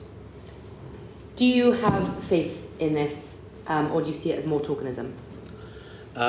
So I spoke to Cindy a few months ago, and I said to her, look, I'm going to encourage everyone to come and tell you everything, because you need to hear it, because I want you to hear the experience, and then you'll be judged on your actions. It's all well and good setting up a year-long equity commission. It sounds great. Cindy's been part of other things, very reputable, but we've seen it all before. This investigation was apparently an international law firm.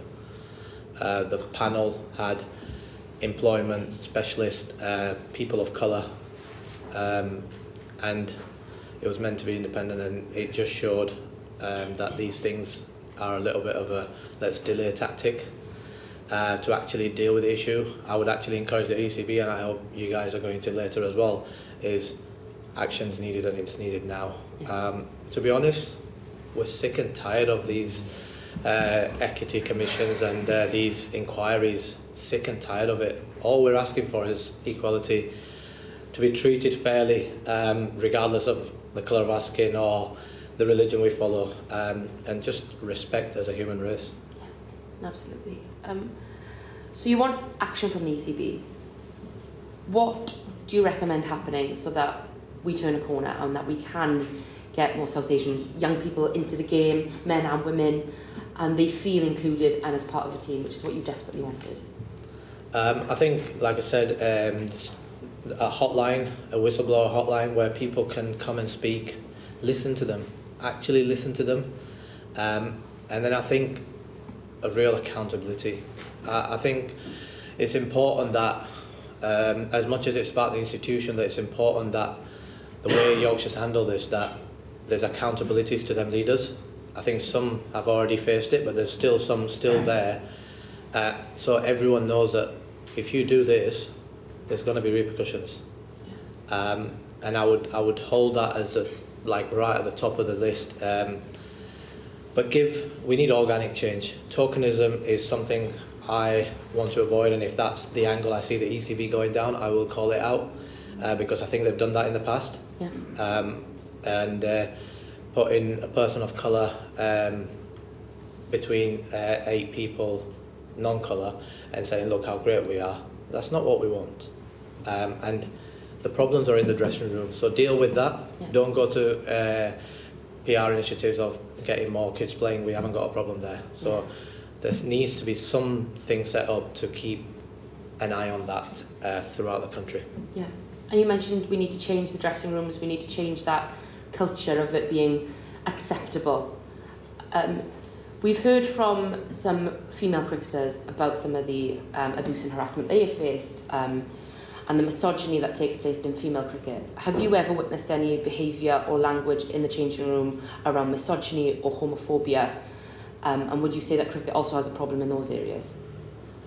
Yeah, look, I mean, as I don't recall it like I do the experiences I have, yeah. But it would be wrong of me to sit here and say that it doesn't. Of course it does. And as I said, the ECB need to seriously look at things themselves.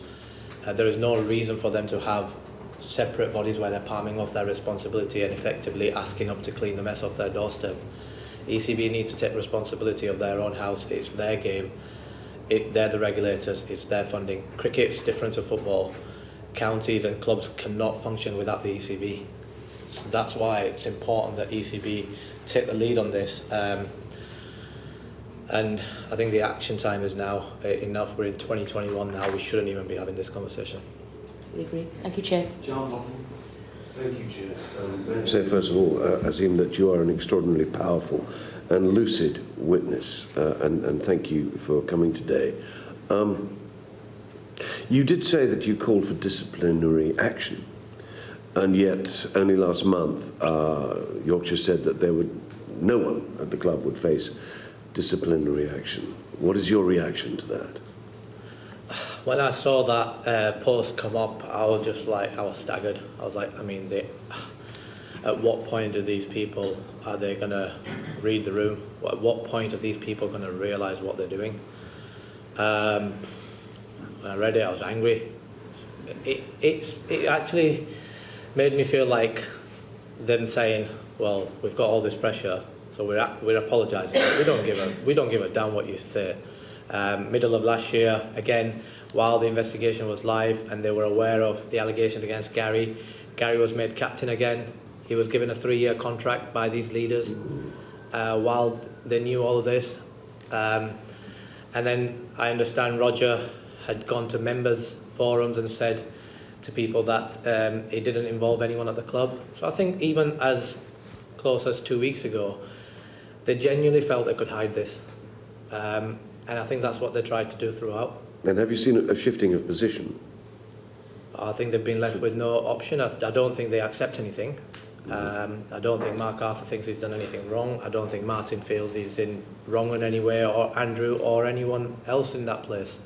We talked about Michael earlier. He seems to have taken the same stance as the club. Deny, deny, deny.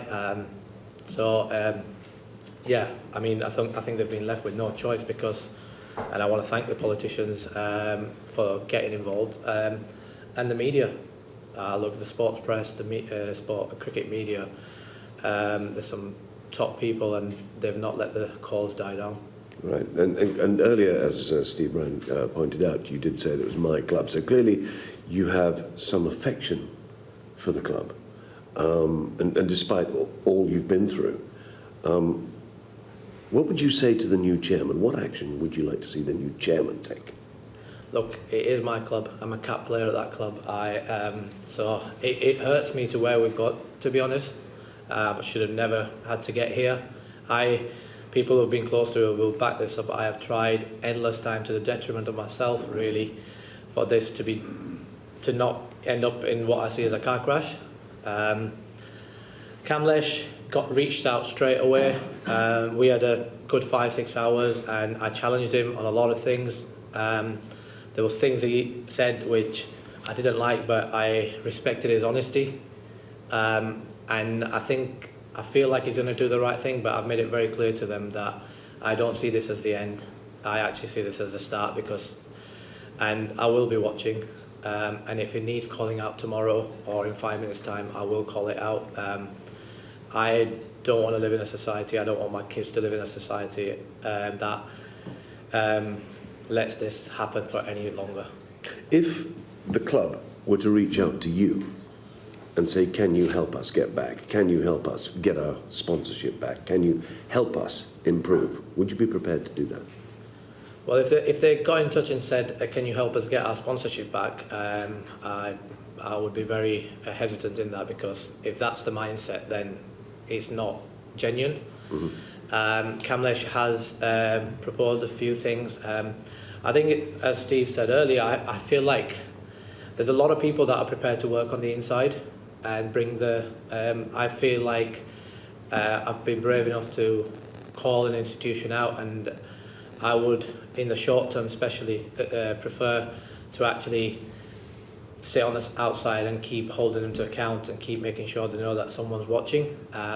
I don't want to be, and a lot of people have done that, I don't want to be the sort of person that talks about the issue and then there's jobs and opportunities offered left, right, centre, and then I go and sit on the other side and tell everyone how great it is, because I just want to speak about the facts. You feel your position is that of the critic observing then? Well, and help them push the right way. I want to help them push the right way, but I don't want the system to think that they can induce me with any job offers, or I don't care about my personal.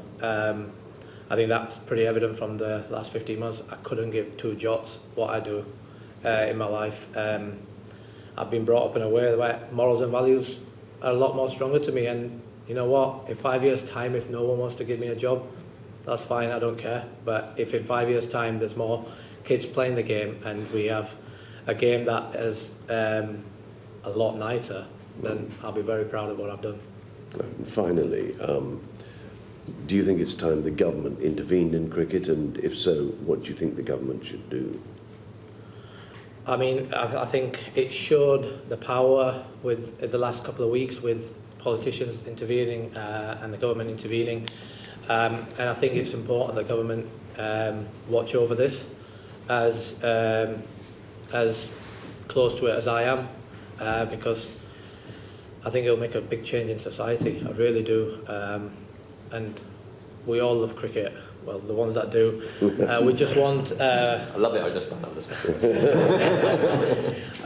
All we want is the game I grew up watching, or what I thought the game to be. We just want a nice game for everyone, and that's regardless of race, gender, any other things. Thank you. Thank you very much, John. And finally, John Nicholson. Thank you very much, Chair. In a morning of very striking testimony, one story has stood out for me, really, and it's the story you told about being 15 years of age and an older man pouring red wine down your throat. Did nobody, first of all, was anybody else there? And secondly, did nobody intervene when that was happening to you? Yeah, we were in a car. I've got a witness that was there who's corroborated the events. Quite frankly, no one did. Looking back, to be honest, and talking about all these experiences and the question about why go back and why not raise it earlier, I'm angry at myself for looking the other way. I just, clearly I wasn't strong enough. Clearly I didn't have the I think strength. you're being too hard on yourself. You're only 15, and at 15 years of age, all of us do things to try and fit in. It's human nature. The adults in the room, or in this case the adults in the car, should have intervened. There are lots of scoundrels in the stories that you've told us today. Are there any heroes? Can you think of people who've stood up for you? Look, Tino Best, Rana Navid, Tino especially, being involved in media, coming out and publicly backing me, could affect his future. Rana, he's a coach now. And at the time when the bullying was happening, did people stand up for you? Look, no. Nobody? Nobody, and I've talked That's about... extraordinary. So you're in the changing room, feeling isolated, subjected to bullying like this, having wine poured down your throat, as you've told us, all the other things you've told us, and you can't remember a single person who stood up for you. No, and I think that's the institution. You had people that were openly racist, and then you had the bystanders, and a lot of people watched it happen, and no one felt like it was important, or because it was such a norm that no one felt strong enough to actually stand up and go, no, what are you doing? Stop. Do you think class was an issue as well as race? To be honest, I'm not sure on that. Because it's quite a posh game, isn't it? We know that you're more likely to play cricket if you go to public school. Scotland Public Schools, school for the public, but in English, in the English use of the word, posh private school, you're more likely to end up, aren't you, as a cricketer if you go to one of those schools? Well, again, I don't know the exact stats around it, but a gentleman's done a PhD around that, funded by the ECB, incidentally, but his research has been ignored. But in the last few years, I think there's a massive class divide, and you are, I don't know the exact terms, so I don't want to quote the numbers, but you are a lot more likely to, you're a lot more likely to be a professional cricketer if you go to a private school, but you're even more likely to be a professional cricketer if you're white and you go to a private school. You quoted some figures earlier on, which I thought were very striking, which is that amongst recreational cricketers, 30% are English Asians.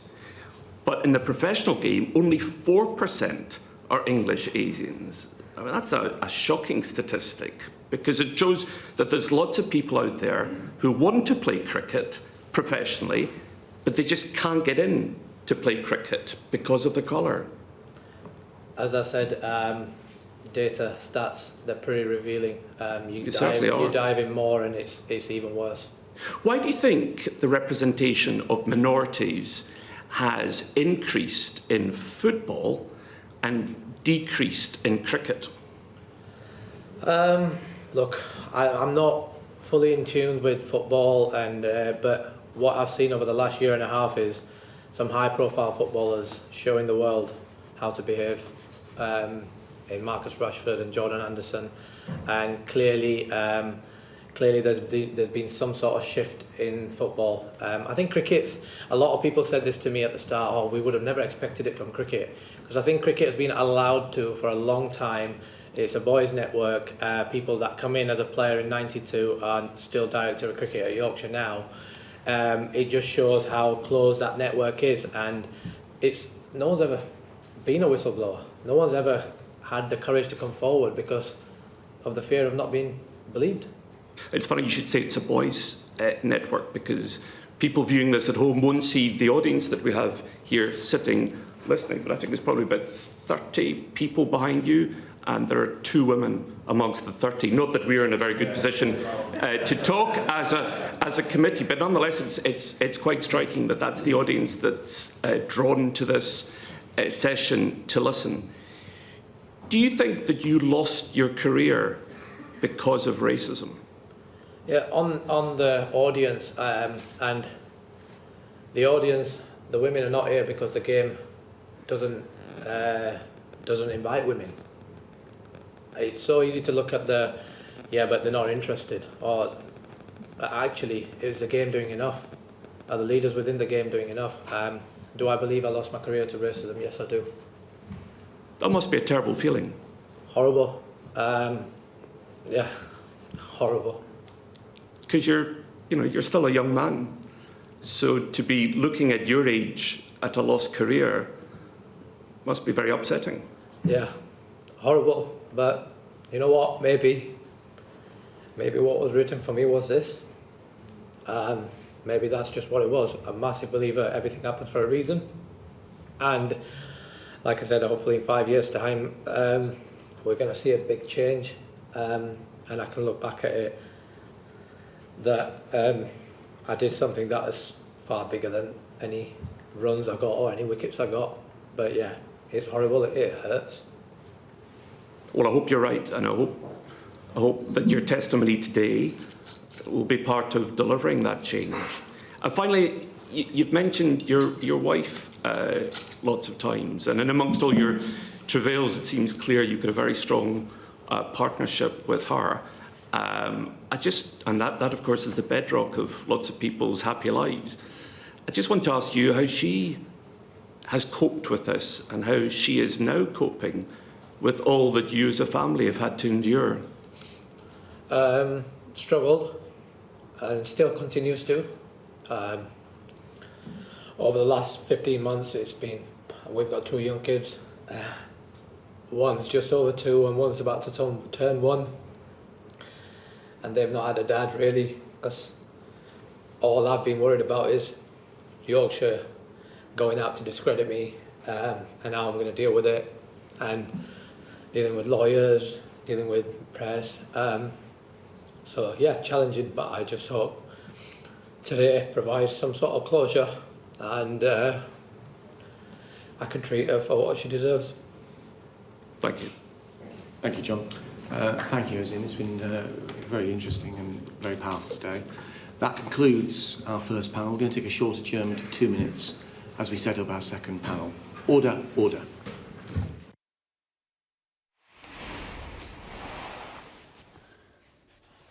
Well, some fairly harrowing evidence there from Azin Rafiq. Next, we're going to hear from the former chairman of Yorkshire Cricket Club, Roger Hutton, but MP's taking a break there. And apologies to any viewers who were upset by the language used. We took the decision that since it was relevant to the testimony being given, that we would, on this occasion, allow it to go out. But apologies if you were offended. Well, let's speak now to our sports correspondent, Tom Parmenter, who's following the proceedings and is here at Westminster. Tom, what for you are the standout elements of that evidence we've just heard from Mr. Rafiq? I think, Adam, we've just witnessed one of the most powerful moments in modern cricket as Azeem Rafiq has laid it all out there. The racism that he says has dogged his career from a 15-year-old boy at a local cricket club who was pinned down and forced to drink red wine. A bad ordeal for any player, but for a British Muslim teenager, very, very horrendous situations that he was describing that started age 15 and went through his career. And I think one of the most striking things was how normalised the behaviour had become, to the point where Azeem Rafiq said himself he didn't really want to confront it or acknowledge it because his white colleagues wouldn't see it as a problem. But it was something that has clearly led to a great deal of suffering for him and, of course, for other British Asian cricketers. He spoke about the culture at Headingley and how non-white players were called quite casually Steve or Kevin because white players couldn't be bothered to pronounce their names properly. And it all adds up to a picture of a culture that is or was stuck in the past at Yorkshire County Cricket Club that wasn't challenged in any way. And Azeem Rafiq, in challenging it, has said he has done the hardest thing he has ever done. When he was talking about not really wanting to admit it or confront it during his playing days, he said for a person of colour to actually start accepting that you're being treated differently because of your race or religion is actually quite a tough thing to take, because after that you're always like, why? You just want answers, but you never get answers. He also talked about how his life has been hell through this process of speaking out and calling out racism at Headingley and more widely in cricket as well, and how he's been the victim of smearing and briefings against him to try and discredit him. And I think what we heard there, almost 2 hours of evidence, quite raw and unvarnished at times, of him just explaining the impact that has had on him, the toll that it has taken on him and his family. Very emotional and very moving indeed. And I think the one thing that Azeem Rafiq talked about was that meaningful change has to come. It has been obviously an incredibly painful moment for him. He was holding back tears and wiped away tears at certain points during the evidence. They had to pause the evidence at one point because Azeem Rafiq was struggling to control his emotions. He was asked very pointedly whether or not he believes that institutional racism exists just at Yorkshire or whether it is a problem within cricket. And he said he believes that it is a problem of institutional racism within cricket. And for all the initiatives and programmes around diversity, he said that the root of it has still never really been addressed, and that it's been an open secret, really, within the sport that he loves. And speaking so eloquently and at such length, I think, has given a lot more understanding to the position that he has found himself in, because, of course, the report that Yorkshire put together, or an independent panel did on in their behalf, has never been published. And Azeem Rafiq has also called, and MPs here have called for that to be published. And as one of the MPs said, this is Yorkshire's mess. They should publish it. They should sort this out. And Tom, some of the most disturbing evidence around the way he was treated at the time that he and his wife lost a child in infancy.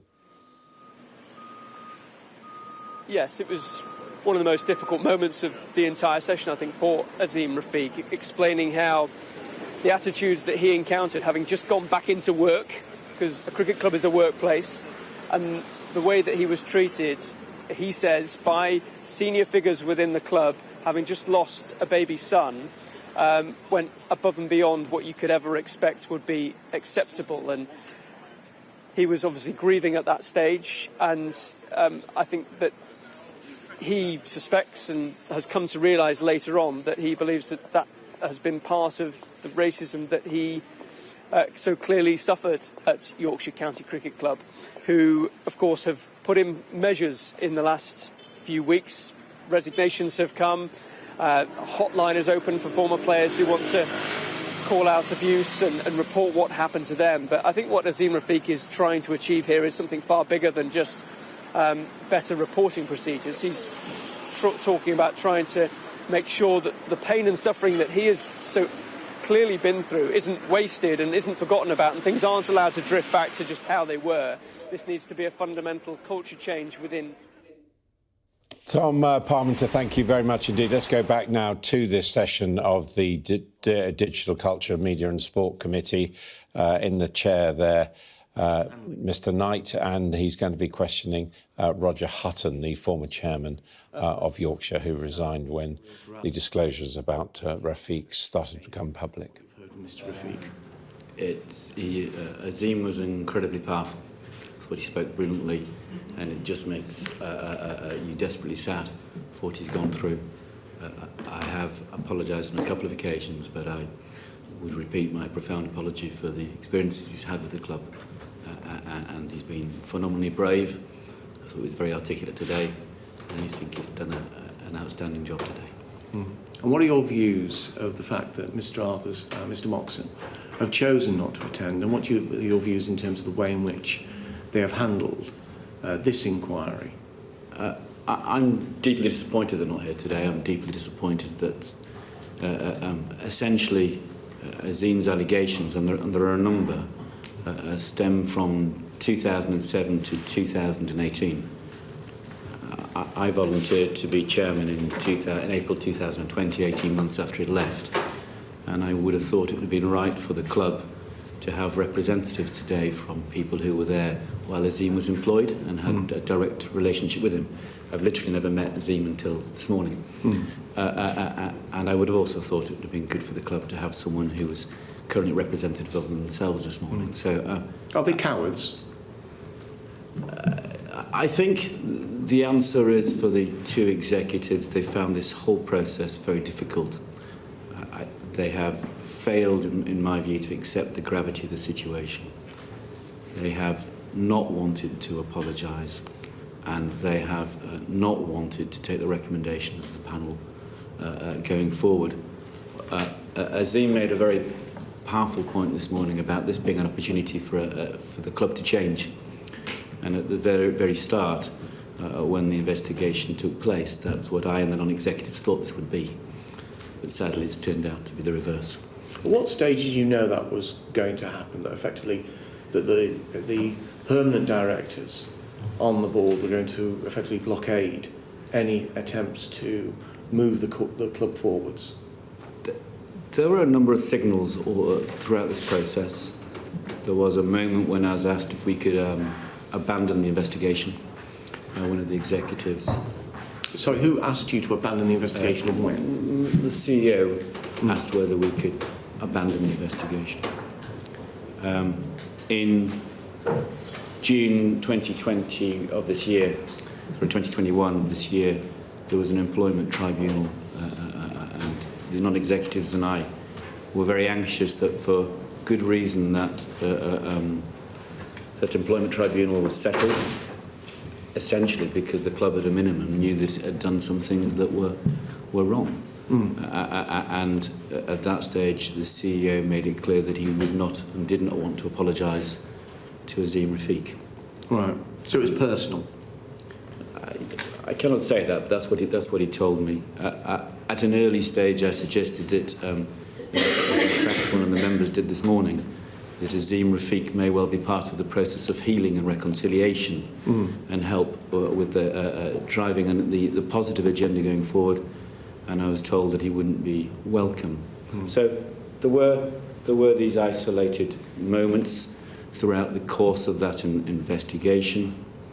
The biggest issues came to my light after the report was produced in 17th of August of this year and beyond, when there was a clear resistance to see Azeem as the victim, a clear resistance to apologise, and as worryingly, a failure to look at the recommendations the panel have put forward and start executing them. So this would not happen again in the future. Okay. So the 17th of August, that's when you became aware that effectively they wanted to sit on the report. Well, there's not one defining moment. You're in a board and you're hoping to create change from within. But yes, I saw resistance, and the resistance accumulated. Do you regret the fact that you didn't resign early? I mean, you obviously resigned obviously once this has come out. I know the fact that you contacted the committee to express the fact that you actually wanted to come here as chair and then resign. That circumstances didn't allow that. But you'd seen from Essex, for instance, where the N-word was used by one of the board members, yes. and that case has come forward, and then Mr. Stevenson, the chair, then said that if this is not dealt with and apologised for, I resign. Simple as that. Why didn't you take a similar action? Well, I believed that the club's culture was stuck in the past. I think the club's culture needs changing. I didn't see that my resigning would be the way of changing that culture in August. I thought that my best way of changing it was trying to change it from within, until it became apparent that I was no longer able to do that. Do you regret that choice now? Because clearly, I mean, just as an outside observer, if you had said in August, well, I tell you, this is absolutely out of order. You dinosaurs are holding this process up. And frankly, we need to put this out in the public domain. We need to apologise, and we need to move forwards, and we need to basically understand where the problem is. Do you regret the fact that you didn't, at that point, make a stand? I don't actually. It would have been easier for me personally had I done so, and I wouldn't be being criticised for not having left earlier. But no, I believe trying to continue to make the change actually has made this more of an issue. You mean by not just obviously not, by not capitulating by screwing up to such an extent it's made it such an issue? No, by not capitulating to those people who didn't want change to happen and to use this as an opportunity to move forward. So you saw resigning at that point as capitulation rather than making a stand? Yes. Okay. The role of the previous chair in all this, as I understand it, he was making a bid to take back over control. I think I've heard the phrase take back control before, and he wanted to take back over effectively from his position. So what is your sort of view of his part in all this? You referring to Mr. Graves? One of my difficulties as chair is that I can't remove a director from the board without the consent of the Colin Graves Trust. And I spoke to those trustees on personal occasions and on a couple of meetings, and it was made clear to me that they were supportive of the people in the club that I felt were partly to blame for the negative. Which people?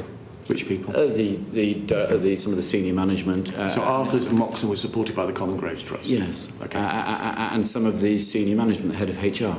Okay. Sorry, as well as you wanted to remove HR. Is that fair? So I believe that there are a number of people in the organisation who ultimately affect the culture negatively. Right, okay. Not quite clear enough there, I'm afraid, Mr. Hutton. Okay. Okay. Who did you want to remove? And who, precisely, and what did the Colin Graves Trust say to you?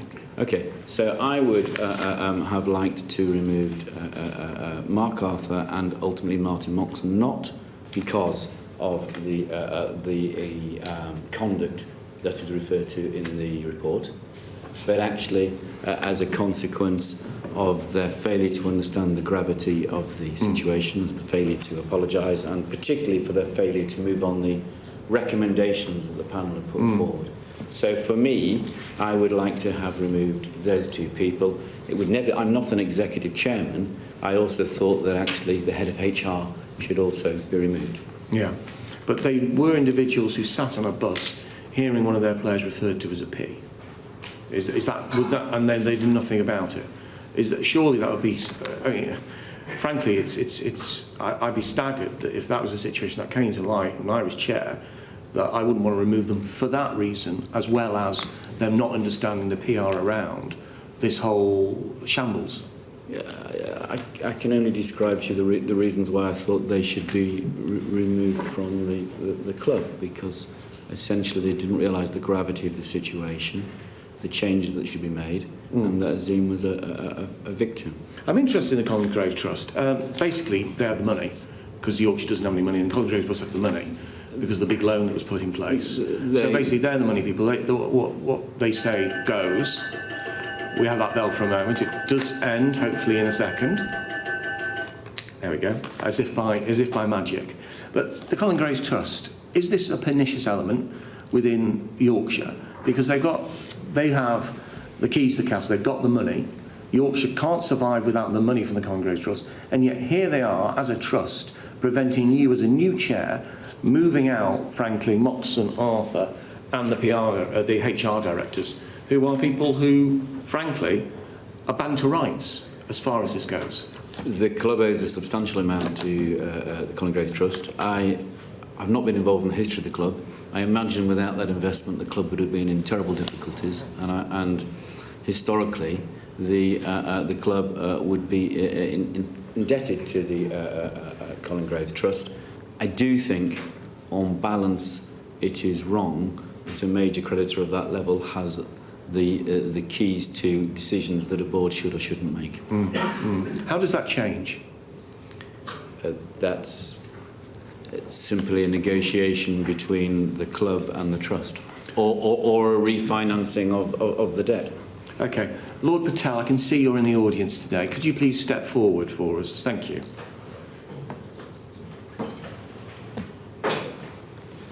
Thank you. I felt like a game show host there. Come on down, Lord Patel. But I'm sorry to bring you forward on this point. Okay. I know you can't talk about the investigation that's ongoing. We understand that as a committee. But Mr Hutton has just made a really interesting point here about the fact that the Collingrave Trust has effectively a veto blocking on any moves that you do in terms of the board. How do you change that? How do you get this, quite frankly, failing outlook, if you like, of the Collingrave Trust that has prevented Mr Hutton from dispensing with Mr Moxon and Mr Arthur? How do you get a grip on this? I don't think for 1 second that I'd be sat there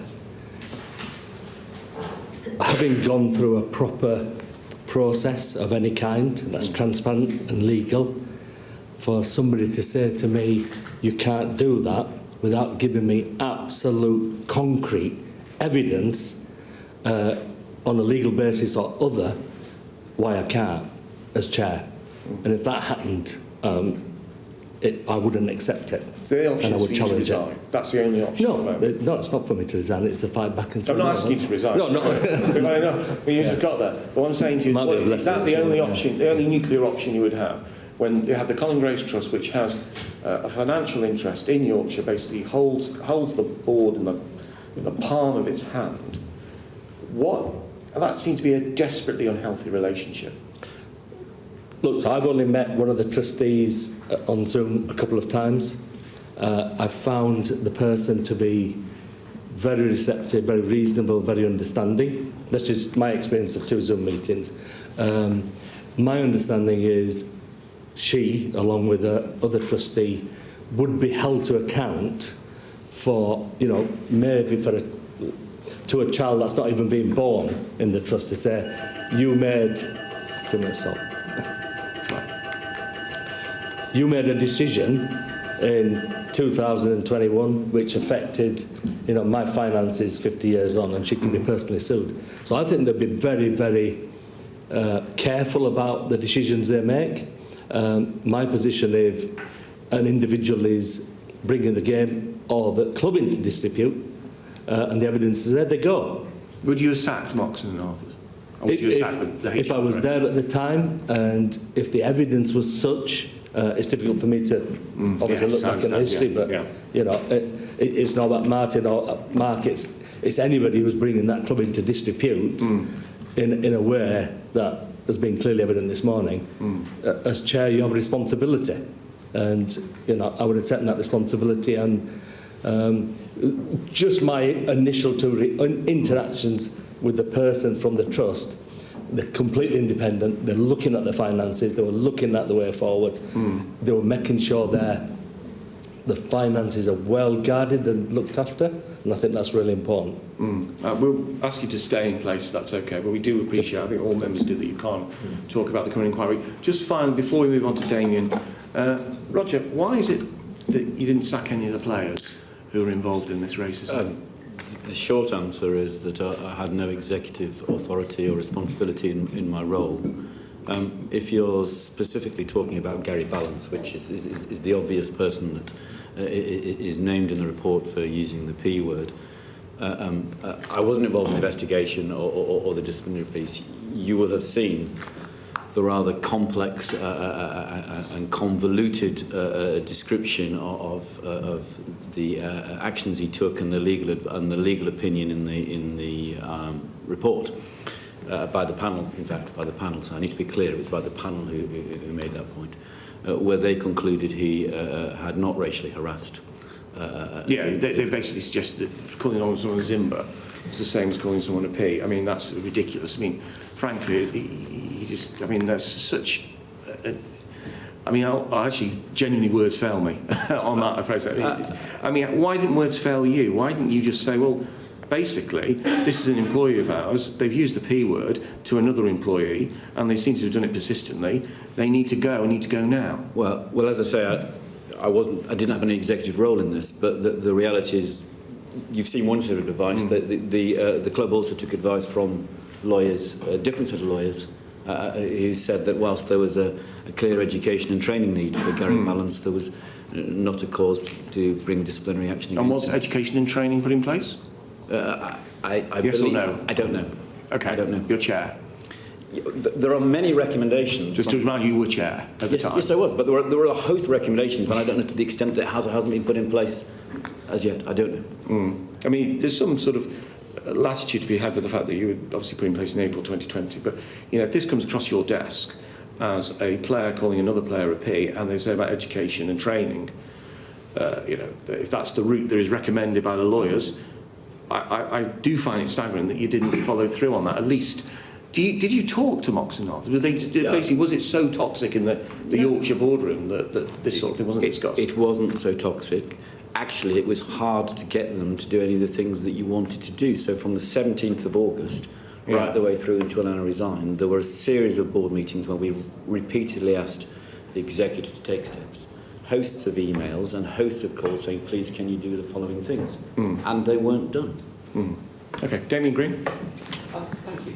The fact that there is nobody from the executive, either past or present, here with us today, and what you're describing, that basically you'd held board meetings and they just ignore you, and presumably there were other, if you like, forces of light on the board, makes me really worried about the future of Yorkshire Cricket Club. Is there anyone working there who is capable of actually grasping this nettle? Well, I have to say a couple of things, and it's I only started my role in COVID times, and actually I've been to the club only a limited number of times. So when you see, by example, that letter signed by, in fact, it was about 13 people saying what they said in that letter, I actually haven't met most of those people. I literally wouldn't be able to recognise most of those people. So it's hard for me to evaluate the personalities of all the people there. But yeah, I mean, Lord Patel, I'm thrilled that he's there and has already started doing a great job. There are a couple of non-executives that have remained. The non-executives were very supportive of my position at the time. They can definitely bring change. I'm hopeful that change will be brought, but I think there are 2 or 3 things still for the club to do, and I think that they're really important. When I first started, I was concerned about the governance in the club, and actually I also created an independent investigation of the governance of the club. That was produced in June. There were some 40-odd recommendations that we needed to improve upon. I'm not clear that's been done.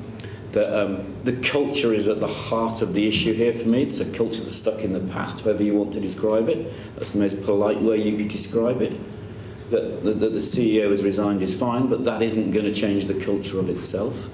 And thirdly, there are an enormous number of really positive recommendations made by that panel that, as the date I resigned, there was no strategy to develop, and they also need to be developed. So I'm very hopeful and optimistic about the club, because actually I love it, despite what we're talking about today, that those things happen. But they do need to happen. But one of the, and perhaps this is for Lord Patel, and what we're hearing is that the chairman could be as well intentioned as possible, but actually it's really difficult to implement the decisions that clearly need to be taken. And I absolutely get the point. Changing the culture is not just a question of replacing the CEO. There is a huge stables to be cleaned out there. As chairman, do you feel you've got the power and authority to do that? I suppose in all the roles I've had, I've been here before, and I think it's how you implement it. It's very difficult if you can't see people face to face, and Roger was right, it was in the pandemic. So I've begun every day to see individuals, and yes, this is about culture. There's no question about culture, and it's just not about Yorkshire, it's about other clubs, it's about cricket, it's a culture change. What I've seen is a combination of things. There's a combination, and I'm very early, days into my tenure, but just in terms of, feeling and talking to people, you see denial, absolutely. You see phenomenally hard-working people who, have given their lives to the club. You see people who are terrified, scared, they're in the headlights, mentally completely stressed for not just themselves but their families, their children. You see a lot of sadness, and I think we're all going to have to go on a journey to change that. I'm going to have to be very active chairman. I think I have to play a leadership role at the moment. We haven't got leadership there. I'm very lucky that somebody stood up to sort of help Paul Hudson to keep things going. But this is an organisation that's been hammered left, right, and centre, maybe for the right reasons. But there's individuals at the heart of it, and just like Azim, the hurt that he's gone through, there's some people going through hurt as well. But changes are going to have to be made, and it's not going to be overnight, but by golly, we've got to move on it really quickly and hard. And I'm prepared to take whatever decisions I need to take to move this forward, because there's too many people in that chain, too many young people who are suffering at the moment, and staff who are suffering. And one of the things that I just find puzzling, I find it deeply puzzling how anyone can be a cricket lover and a racist. You only have to love the game and look around the world and think, it is obvious skills are sort of shared and distributed fairly, as it were, or possibly unfairly. But one of the things that we've heard this morning that I found most odd from a sporting point of view, from the point of view of a sporting club who in the end get measured by sporting success, was to say, pick a few of those Asian players, but not too many of them. Surely you pick your best players. And I mean, is that a fair representation of what went on at Yorkshire in the past? And B, did you know about that when you became chairman? I'm embarrassed. I didn't know that. I've never heard that. I wasn't there during any of that period. And that is really for those there to answer at the time. I just can't assist with that. I personally have never seen or heard anyone say that in my short tenure. So. But I mean, all the stats we've been quoting all morning, you look at it and you think, whatever. Goodness gracious, you have got all these Asian heritage players in Yorkshire, all very, very good up to the age of 16. None of them, literally none of them, in the Yorkshire team. I totally agree. I'm obviously a cricket lover. I'm at heart a cricket fan, and when you drive through the streets of Leeds and Bradford, actually what you see in the parks is mostly people from a South Asian background playing cricket, and that they don't end up in the cricket club being stars for Yorkshire County Cricket Club is ridiculous. And I'm fascinated. I mean, around the boardroom, has nobody ever said, we could do better? Yes, absolutely. In the short time that I've been there is an equality, diversity, and inclusion committee for this. There were a number of initiatives that were put forward to improve this, and actually the club recruited an equality, diversity and inclusion manager in March this. There were positive steps being taken, so everyone understood that this is what the club needed to change, and it needed to develop and improve its accessibility and its reach, and actually, probably most importantly, that the South Asian community wanted to be at Yorkshire and felt at home at Yorkshire, which is clearly, so sadly, what we hear from Azim today is that he doesn't want his children even to play cricket. Yeah, that's I agree. That's the terrible punchline. And if that's reflected more widely, then that's tragic on all sorts of levels. A final question to Lord Patel is one of the bits of culture that you think you need to change, that senior players, sort of England players, you know, the big names in the dressing room, they mustn't be allowed to set the culture, because that's one of the ways we've heard this morning it can get toxic. Do you draw that lesson from what we've heard? I think they need to be. They're not just players. They're part of the solution. They're a key part of the solution. They need to be on that journey with us. They need to learn with us. You know, and as Azim said in his own words, you know, you get in there 8, 9, 10, 11, 12, you grow, you watch your heroes, and you emulate what they're doing. And I think they need to come round the table now. So it's not just about the captain or the 2 senior players. It's about all the players having a say. You know, we talk about, in my world, in the health service, talking about service users and patients. Do we really do it? Is it, you know, do we consult? Do we talk to them? Or do we actually listen and work with them? And, you know, I'm a social worker, so that's what I bring. You know, I want to take those skills and say, be honest and truthful. Did it work? And I think that, you know, the question you made earlier about women, it's terrible. I can't believe I've sat in cricket clubs all around the place. You wouldn't let anybody talk about your mother or your sister like that. But it's acceptable. It's been done for years. I think we just have, you know, there is an education and awareness process. I struggle with the idea that a 2-day education course that you're forced to go on is going to change anything. I struggle with the idea, and I've been there and done it, of employing an equality manager, because it's his or her issue, problem. It shouldn't sit in HR, it shouldn't sit there. It should sit with the chair and the chief exec. And if we don't lead it and believe in it, then you're going to hide into nothing. Thank you. Alex Davis-Jones. Thank you, Chair, and thank you to both our assistants this afternoon. Roger, were you aware of issues with racism at the club before you took the post? No, not at all. No, it'd never been. Oh. Well, I suppose I've read the press. I wasn't aware of specific allegations of racism, but I knew that the club had a history where the question kept being asked, because I'm a fan of the club, so I wasn't blind to questions that had been raised in the press in the past. And when you took the post, being aware of wider issues in the club, was it something that you made a priority in terms of looking at to tackle? To be candid with you, my first desire was to improve the culture at the club more broadly, rather than being in relation to discrimination specifically. Okay. And how did you go about that? Well, it's simply trying to engage with the senior executive and begin to understand them and how the club may change.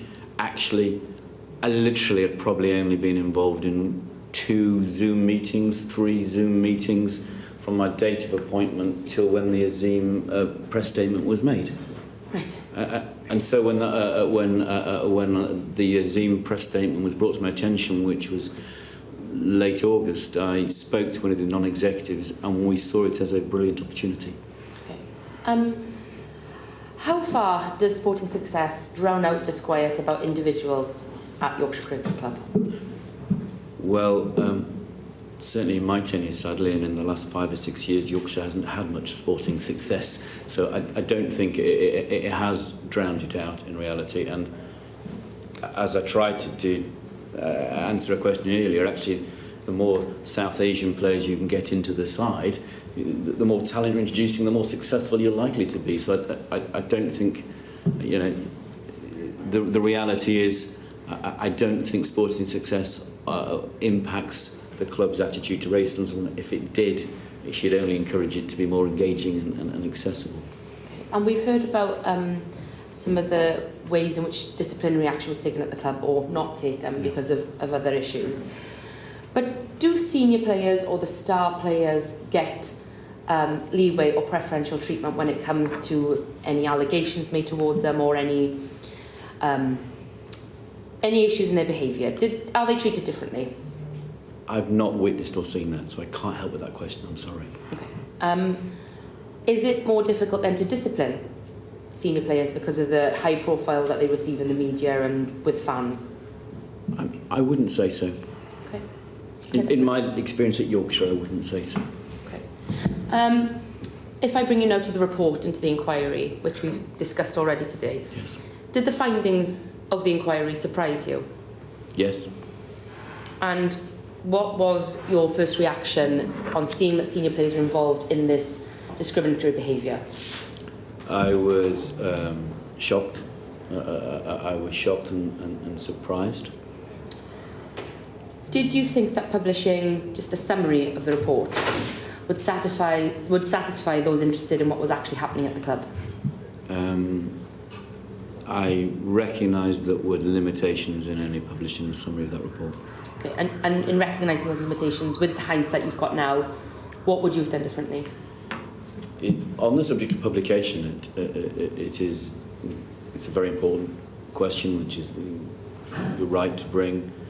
There are a number of complexities you will have seen on the report itself.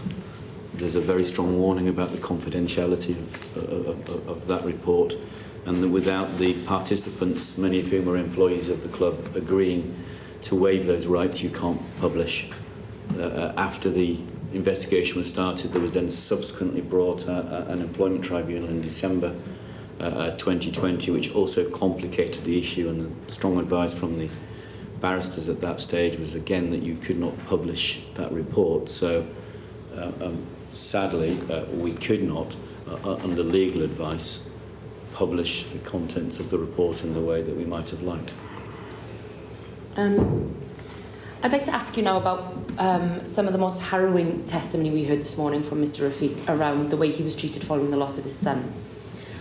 Are you aware of a bereavement leave policy or a personal circumstances support at the club for players and staff? I believe there is a policy, yes. There is a policy in place, and you're aware of what that is? And not as detailed, I'm not, no. Right, okay. And are players supported with mental health? We heard some of the testimony around some of the Muslim players at the club, how they were treated when they were fasting. Is that taken into account, and does the club have a policy to support that?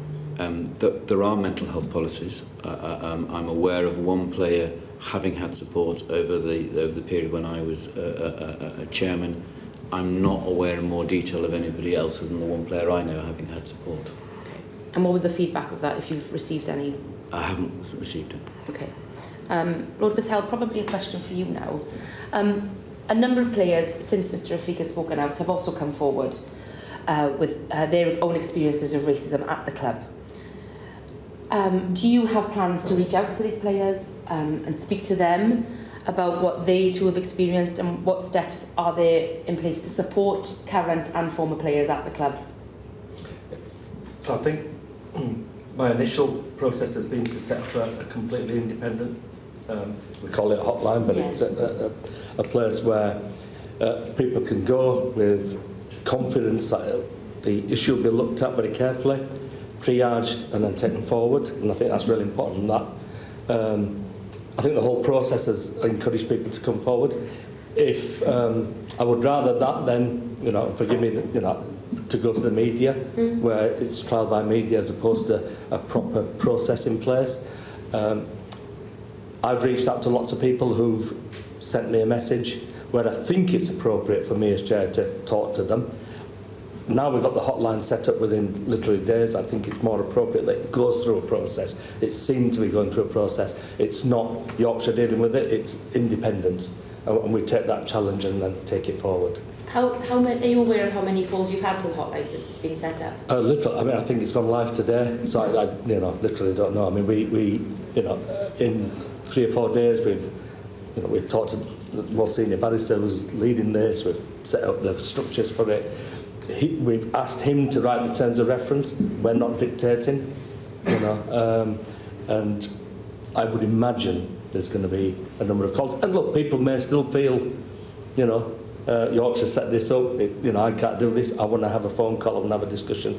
We will do everything possible to enable those discussions to be had, even if it means me personally going out. But I want to try and keep it independent. I've got a role, and I think things have to be investigated properly. Thank you. Thank you, Chair. Thank you, Chair. Can I ask you, Mr. Hutton, were you surprised in any way in the way that the report into the inquiry was written? I've no experience of receiving a report like this before. I didn't actually know what I was likely to receive. I ultimately was surprised that there was, as it were, differing views from the investigation team, the international law firm, and the conclusions of the panel, which to some extent was unhelpful. So it was counts in terms that were so defamatory it couldn't be published. Was that helpful to Yorkshire Cricket Club? No, it was very unhelpful to Yorkshire Cricket Club because the investigation team had, by and large, I think, tried to write a report that anonymised the issue so far as they were able. The panel conclusions were much more explicit, and therefore it made it more complicated to publish. But do you not think, well, maybe this is something with hindsight, but do you not think that if it had been possible to produce a report that could have been published, that it would have helped the situation, we wouldn't be where we are now? Yes, I definitely agree that it would be more helpful. There are a number of problems with Yorkshire County Cricket Club handling this report, and one of them is because it's essentially dealing with its own employees in the situation. So there's a general defamation point, but actually there's a different point that a number of your employees have volunteered to participate into this investigation and have rights associated with that. And unless they waive their rights, then you're in a situation where you can't, as an employer, you can't, it's much harder to publish. So, you mentioned employees being involved in the inquiry. Did it alarm you that so many people refused to give evidence to the inquiry? Yes, I don't know how many did refuse, but because I have no visibility on the investigation process, I've not seen the evidence other than Azim's statement, and I don't know exactly who didn't. I know certain people clearly didn't, but I don't know how many others didn't come forward. I mean, people did come forward. Tino Best and many others did come forward. But yes, one of the difficulties with with the club commissioning the report is that we can't compel anyone to come forward because it's a voluntary process. I mean, are you satisfied with the inquiry? I mean, do you think it lifted up the rocks or just said there's a rock over there? Am I satisfied with that? I'm glad we did it. I think actually it has shone the sunlight on Yorkshire County Cricket Club's culture. I don't agree with all its findings, and the process was to some extent flawed, but I'm still glad that we carried out the investigation. Yeah, so what's your association before you became chair with Yorkshire Cricket Club? Are you a long-term fan? Long-term fan from when I was 7 years old, yeah. I was a long-term fan. I hadn't served on the board before I came straight in from not being a board member to being chair. So, what does the Fletcher report mean to you? It doesn't. It doesn't? No. It was a report to Yorkshire Cricket Club in 2014 into racism in the club. It had quite significant findings. Not a reference point for you when you became chair? I wasn't aware of it. Can I ask you, Mr. Patel, what do you know of the Fletcher report? Well, I know it's a fairly stark, damning report, and there's lots of issues in there that clearly haven't been addressed over the years. And I think we'll be going back over lots of reports that present various bits of evidence. My personal position is we need to take stock, we need to listen, we need to go on a journey, and it's very difficult. And how can I relate it? I mean, if my wife was born under apartheid in South Africa. People, I have relatives there. My mum was born there. We have, the day Mandela took over, you could have had a bloodbath, and people would have said, that's justice. The fact that some people could sit down the table with somebody who bullwhipped them the day before and work a way forward takes humanity to a different level. I mean, could I do that? I don't know. But I know that I need to take people with me, and people need to learn for themselves. I mean, it's pointless me going in there as chair saying, if you don't do this and you believe this, then you're out the door. Or people say, no, we do, and they don't own it. Ownership is crucial, and the journey is crucial. And, Azim said in his own testament, I don't think half the time it was water for ducks back, because that was what happens every day. And, you and I and everybody here knows that happens every day in lots of environments, and we as a society have put up with it too long. It pains me that this is prevalent in cricket, and it really does. I mean, cricket gave me an escape in life that was tough. I wish other children could have that opportunity as well. And it's up to us, and it's I play my part in that to look at all the history, look at all the reports, but actually now work out a very practical, action-orientated way forward. And that's going to be tough. But as Azima said, with politicians being involved, and you represent people, and and that's it's not about MPs, it's about your constituents who've said we're not having this, and I think we have to follow suit to do that. Sorry, long-winded answer to your question. Thank you for your answer. But Mr. Hutton, but just shortly after you became chair, the murder of George Floyd occurred, and we had the Black Lives Matter movement. What was the response of Yorkshire Cricket Club to what was happening through sport in response to that? There was no immediate response to that. The reality was that the players debated amongst themselves what stance they should take in relation to that, and wore a logo, I believe, on their shirts at the time.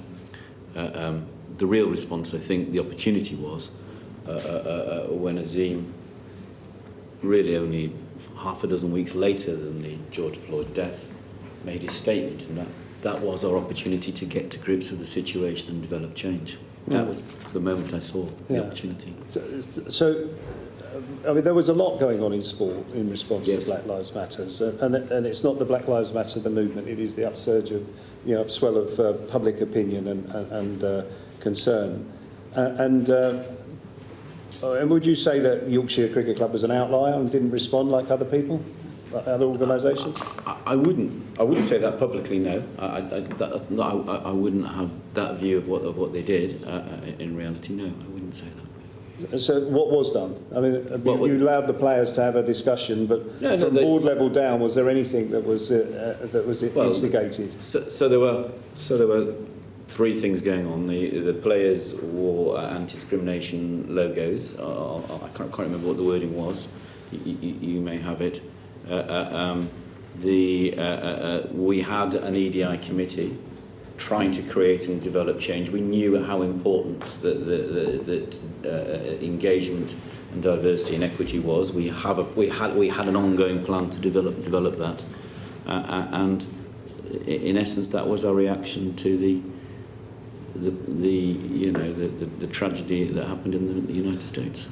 Last question. Where do you think we would be now if this committee hadn't intervened and insisted on hearing evidence and calling for the report to be handed over?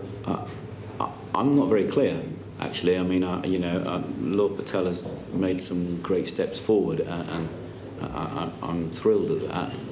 I do wonder whether, in fact, that the input of this committee has resulted in that being a situation that there was no reflection on Lord Patel. He's doing a great job, but whether or not he would have had the support and the ability to deliver what he started to deliver without your involvement. So I do worry, if you hadn't got involved, what would have happened. Thank you. Kevin Brett. Thank you, Chair. Could you, Mr. Hutton, shed any light on a question I asked Mr. Rafiq earlier on about when the report was originally commissioned? Its terms of reference were that those writing the report would basically have two things that they would do. The second of which would be to make a finding as to whether Yorkshire Cricket Club was institutionally racist. And that was the original term of reference in September 2020, I believe. And then whilst you were chair of the club in April, I believe, of this year, that was changed. And they were no longer to report to the panel on the issue of whether or not Yorkshire Cricket Club was institutionally racist. Can you shed any light on that? Yes, I hope I can. That when the original scope was set out and agreed with those people representing Azim Rafiq, there were two issues that the investigation team were going to look at and the panel were going to report on. They were the specific many allegations from Azim, and secondly, to the extent to which Yorkshire County Cricket Club was institutionally racist. And so the actual question posed never changed. Unbeknown to me, and I don't know when or how or at what stage, the panel asked the investigation team not to make findings on the second question. Because I can tell you when it was. I'm surprised you don't know. It was on the 16th of April, 2021, as it says in the report. Okay, thank you. Well, they didn't do that with my knowledge. And the panel, I can only assume, because I had no input into the process at all, Stateless stood completely back from the process. The panel must have concluded that it wanted to make the finding on whether the club was institutionally racist rather than the investigation team. Could you speculate at all? I mean, you were obviously, maybe it was appropriate, I don't know, that you weren't informed or touched about this change. I would have thought it would have been appropriate, but can you speculate at all as to why the panel suddenly, what are we, 7 or 8 months into the inquiry, suddenly decide that the terms of reference that they'd set, asking for the people conducting the investigation to make a judgment on whether the club is institutionally racist, is something they didn't want them to make because they wanted to have control over whether that conclusion was drawn. But why would they have done that? I have no answer. I'm sorry, I do not know why they did that. Do you? I mean, Lord Patel, obviously you weren't involved at this stage. Have you got any thoughts on that? If I was chair of an organisation and I set an inquiry with clear terms of reference, which I would expect myself and the board to agree, if for some reason those terms of reference were changed halfway through, I would want an immediate board meeting to discuss why those terms of reference have been changed. And in the inquiry you set up, I think you told the committee that, in fact, the terms of reference will be set by the independent QC who's looking at this. Sorry, Mr. Hutton. That's what happened. So I took no part. So I set off the investigation team and the independent panel to answer 2 questions. One is about the allegations of Azim Rafiq, and the second is about whether Yorkshire was institutionally racist, which is a massive question. But the panel, at some point, decided they didn't want the investigating team to answer the second. They wanted to answer it themselves. Yes. Yeah, yes. they did. And but I didn't know about that. Well, and you didn't know that. Well, we all wonder why, don't we? Mr. Hutton, is Yorkshire Cricket Club institutionally racist? Well, the report concluded there was insufficient evidence. The panel concluded that there was insufficient evidence. I have to observe that in the last few months there's been a substantial amount of thoughtlessness and ignorance, a reluctance to apologise, a reluctance to see Azim as the victim, and a reluctance to put into place the recommendations, which I think are really important in this process. That sounds to me like you're edging towards the word yes in answer to my question. Would that be fair? I think the question remains unanswered. My question is to you rather than what happened in the report. Okay. So in your view, you were chair for 18 months, and you've resigned. I fear, yes. Sorry, I shouldn't speak across you. Yes, I fear that it falls within that definition. Right. Thank you. And Lord Patel, how does it feel to be the chair of an organisation that's institutionally racist, according to its previous chair? That's a very interesting question. And that's why I asked almost, yeah.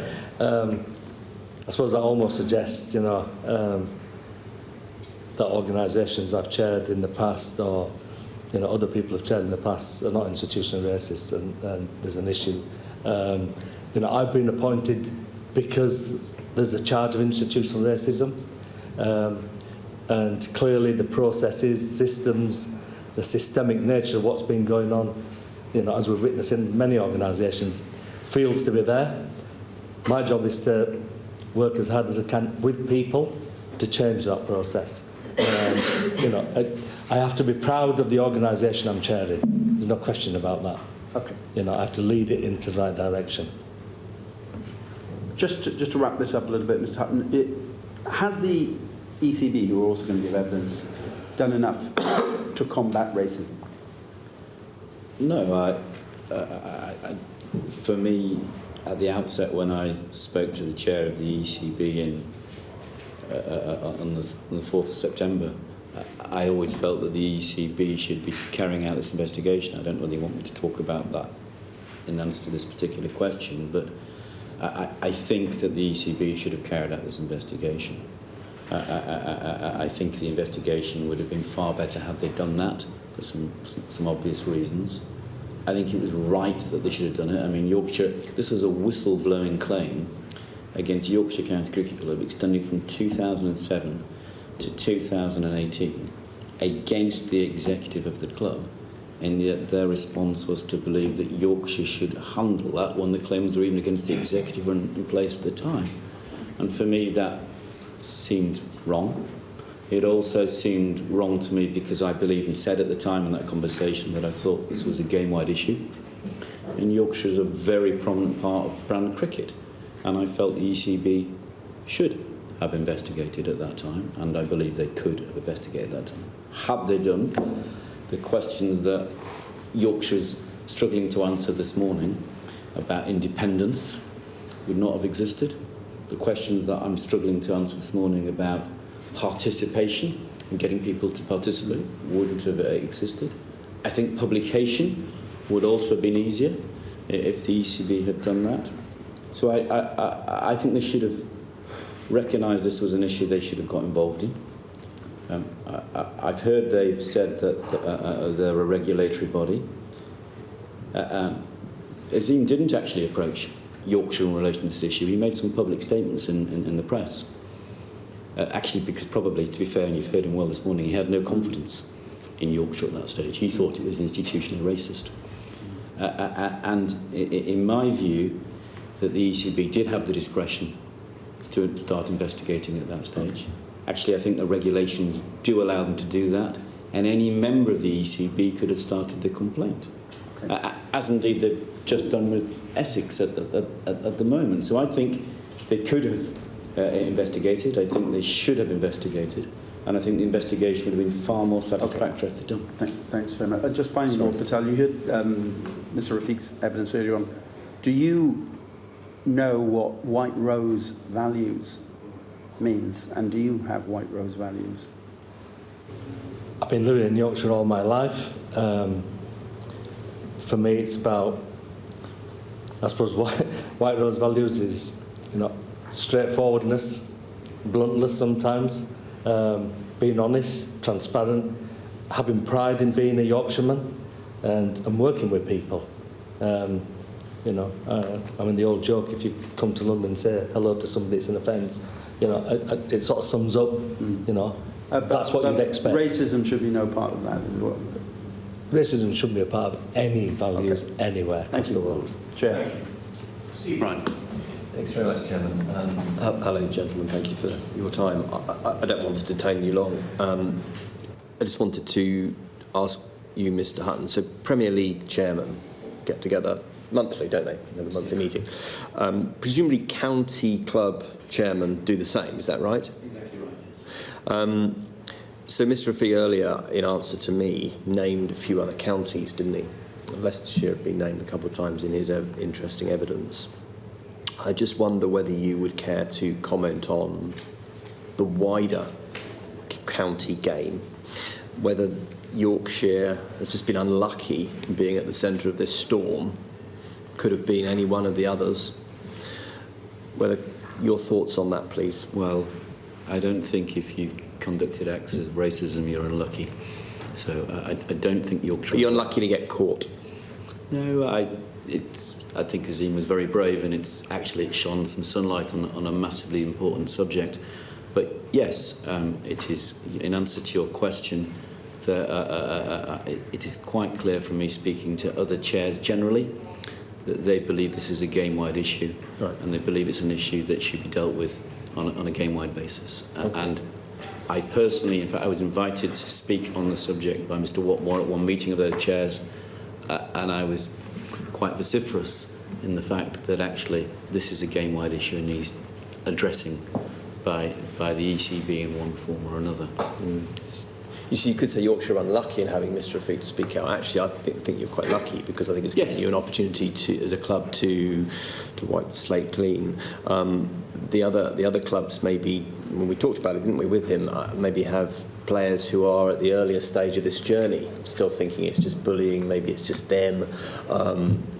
I just wonder whether you would care to name any other conversations that you've had with chairmen where they feel that this is coming down the track for them next. I don't think it's right for me, because I've only got anecdotal conversation from them, but there are a series of chairmen who I think want to work more proactively to deal with the situation, for the very reason that Lord Patel said, I've said, and this committee is here. Just finally, are there any others that are on the edge? I mean, you walked away because you weren't happy, and I think I saw you on the news being followed by the vultures, saying that you've resigned from the job you love. Are there any others that were on the brink? How do you think? I don't know that. Right. I don't know that. Okay. Thank you very much, Chair. Thank you. And one final question from Giles Watling. Yes, following on from Steve Brown, really, and I'm sure you'll agree that what we've heard this morning is an absolute travesty. A young man who had his dreams shattered by institutional racism, bullying and abuse. Are senior figures at the club aware of the unique position that they're now in to Phoenix-like do something about it? Now, the point I'm trying to make, and I think this really goes to you, Lord Patel, is that given that this has happened, given that it's been brought into the open, wouldn't it be wonderful if this could be a defining moment and bringing this racist, laddish, misogynistic behaviour finally to book, with the great club of Yorkshire leading the way? I mean, I think you really articulated what I'm thinking, and this is, people use this glibly, this is a watershed moment. So for me, this is, the last two people I remember where I was involved in anything was Stephen Lawrence. He lost his life, and that was a watershed moment in terms of changing something. My direct involvement with David Rocky Bennett, who, died in a prone position with 6 nurses sitting on him until he died as a result of racism, and then my subsequent involvement in developing a strategy to help that. But they both died. This young man's, thankfully hasn't. He's, who couldn't be moved by what he said? Racist or non-racist, who could, if you're human, who could not be moved by that? There is, as Mr. Bryan has said, a moment in time where we can rise from the ashes if we want to do it that Absolutely. way. We can have a I think what I'm slate. asking you, Lord Patel, is do you have plans Absolutely to make this happen? I want to make this the best county cricket club in the world, not just for cricket, but actually for having the right culture and having the right values going forward. And absolutely, I would like to be the template that goes forward. Thank you, Chair. Thank you. That concludes our second panel. Lord Patel, Roger Hutton, thank you very much for your evidence today. We're going to take a very, very short adjournment, 2 minutes, I promise, while we set up our final panel. Order, order. Suspended.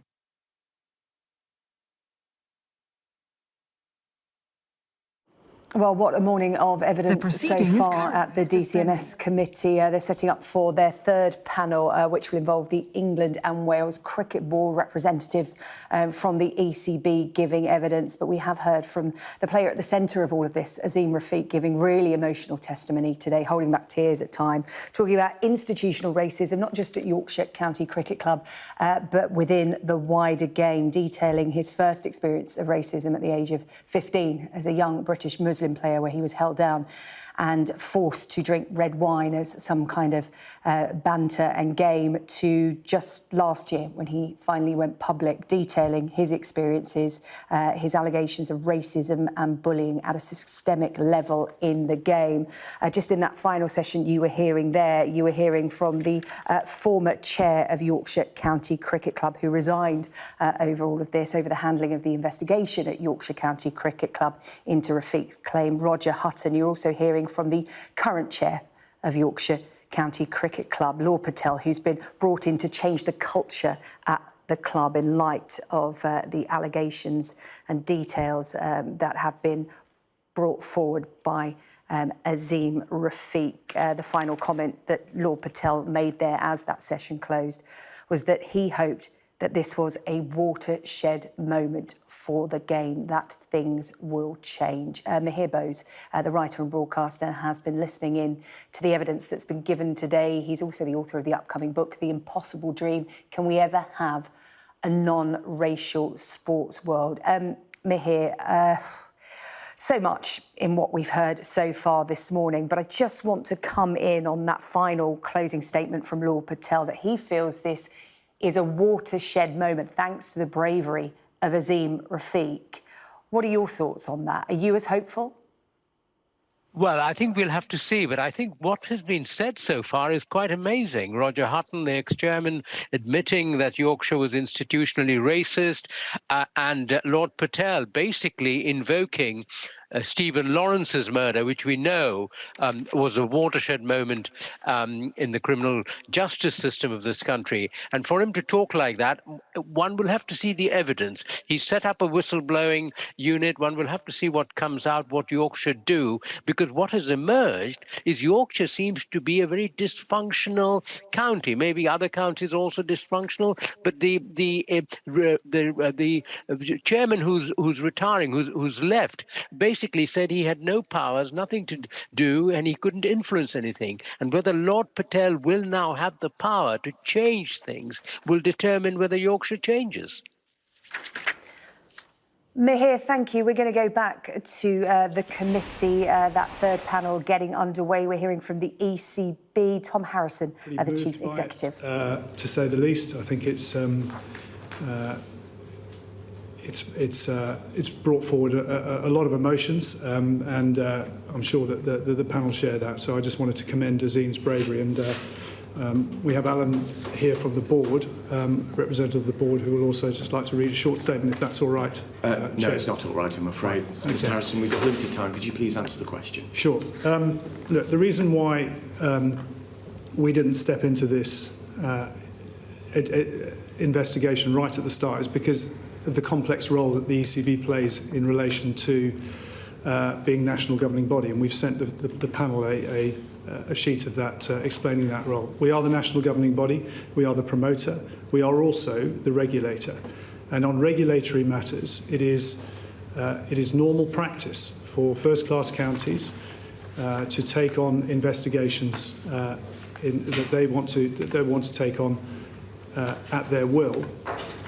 It is then for the regulator, in other words the ECB, to sit in judgment of that investigation, and if need be run an additional investigation on top. On this occasion, and I'll pass to Mr Botros, who is our Head of Legal and Integrity, was intensely involved in the negotiations at the time. Yorkshire were very clear that they wanted to run this investigation themselves.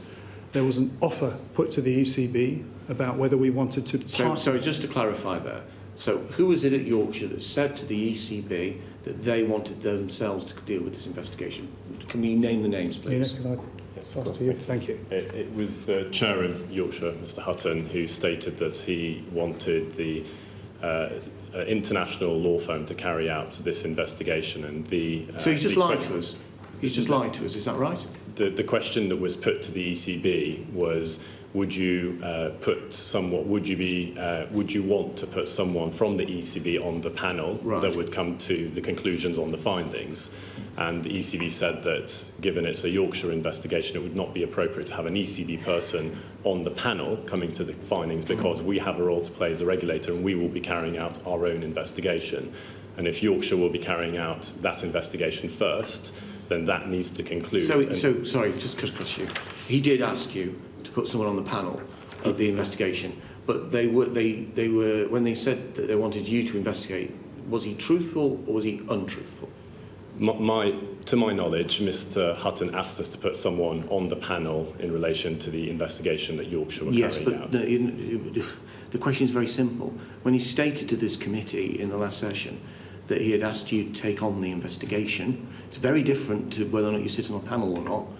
What is the truth? Sorry, it may be that Mr Watmore had discussions as the chair at the time on that basis, but I can tell you that when it came to our regulatory department and in terms of the role that we were asked to play, it was very clearly, do we or do we not want to partner on the investigation with Yorkshire County Cricket Club? At that point, we took the very clear decision that we would not partner with Yorkshire. We would wait for them to carry out their investigation and then take steps post the investigation. Because that was the interpretation. We had discussions over this matter ourselves, offline, so to speak, and that was what I was told by your organisation. So I'm a little bit perplexed precisely where partnering actually means taking on the investigation.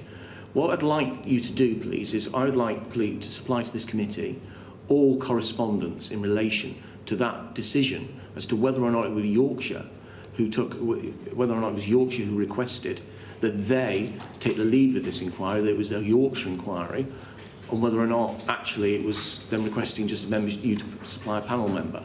Would you be able to do that? Yes, of course. Thank you.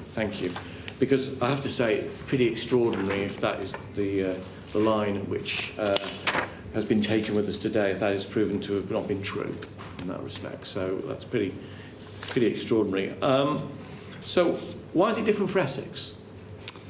Again, I think we've all learned some very key lessons from this experience, and indeed the mishandling of this investigation. Reforming our governance process, reforming our regulatory process happen all the time, right? We're always trying to get better, and we're always trying to be more thorough and better at how we do. So what you're saying then, Mr Harrison, is effectively you decided that you would go by the rules when it comes to Yorkshire, but with Essex, because of some bad publicity, you basically wouldn't go by the rules, you'd short-circuit that, despite the fact that we know from the Fletcher report that Yorkshire's a long history of basically not involving other communities and, frankly, racism. No, I don't think that is a fair characterisation of the What is a situation. fair characterisation, and why Essex and not Yorkshire? Nina, would you like to just explain it from your perspective? Yes, thank you. So in relation to Essex, we started our regulatory investigation at a time when Essex were not conducting an investigation, so there was no investigation to wait for. With Yorkshire, as we just set out, there was a desire from Yorkshire to carry out this investigation led by the international law firm, as you're aware, and we were told that that would be... Are they a law to themselves, effectively Yorkshire, in the regulatory system? Because it seems to be as if, frankly, that they had a free pass on this until they've screwed up. Whereas Essex, because they haven't launched the investigation, because basically they were in communication with you throughout the entire process, as I well know, they then basically you come in and you circumnavigate it, you short-circuit it and carry out your role as a regulator. It seems to me as if Yorkshire almost too big to be pulled up about things like this. Is that fair? If I may, in relation to Yorkshire, what happened was we were told that they wished to investigate this. They were going to commission an independent international law firm to carry this out, that it would be completed within 3 months. That a law firm that Mr. Hutton used to work for? Yes, and that the findings would be published, and that they committed to carrying out the recommendations from that. So based on those commitments from Yorkshire, neither of which they did. Correct, and the unacceptable way that it has been handled is a big problem here. But in September 2020, when we were given those commitments, we therefore stated that we will not start our regulatory investigation until that period had concluded and they had come to the findings. But we were clear that we would then be conducting our investigation regardless of that. With Essex, when I became aware of the allegations that have been made, we then immediately started our regulatory process. There was no correspondence with Essex. Will you do this every time in the future? Because this, I mean, it's just extraordinary that Yorkshire were allowed to effectively construct a report which was never meant for the light of day because it was so messed up. And I actually argue probably deliberately so. And then effectively that means that they almost could get away with, frankly, burying Mr. Rafiq's quite telling, pertinent and quite obviously true evidence in many instances. Yeah. Why is it that the game allows a club, no matter how big, to effectively behave in that fashion? Your role as a regulator, surely from this moment onwards, should ensure that no club ever again performs in the way in which Yorkshire has performed over this. Well, I completely agree with that sentiment, Chair, and I would just add the following, that the reason why Yorkshire were allowed to undergo this investigation is because up to that point it was fairly normal practice for first-class counties to run their own regulatory process, and then for ECB as the regulator of the entire game to effectively sit in judgment of that investigation done internally. We have learnt lessons through this process. And the thing, obviously, that is incredibly hurtful is not only the fact that it has been handled so badly, but indeed the fact that it's taken so long for the investigation to be published, indeed sent to the ECB even, which took months for us to get copies of it. So we've got a litany of issues to deal with that will help inform our regulatory processes going forward. Okay. David Green? Just one point about the overall process, and thank you for the helpful document. The ECB's basic role is to promote the game, including the county game. One of its other roles is to regulate the game. In a situation like this, where you have an inquiry that basically is trying to hide, as it were, not to look under the stones enough, isn't there an inherent conflict of interest in that? Shouldn't the regulatory function be in a different body than the promotional function? Because it's perfectly clear that in instances like this, they conflict. It's more difficult to sell cricket now than it was a couple of months ago because of this. And you rightly point out that there is a complex role there, both playing national governing body, promoter, as well as regulator. I think it brings some significant advantages to us as a sport as well, to have everything under one roof. Indeed, and that includes dealing with government and operating as a single sport, singing with one voice. And we do have processes which keep the independence of the regulatory operation in place. But Mina, perhaps you can give a little bit more perspective on that, given how it works. Absolutely.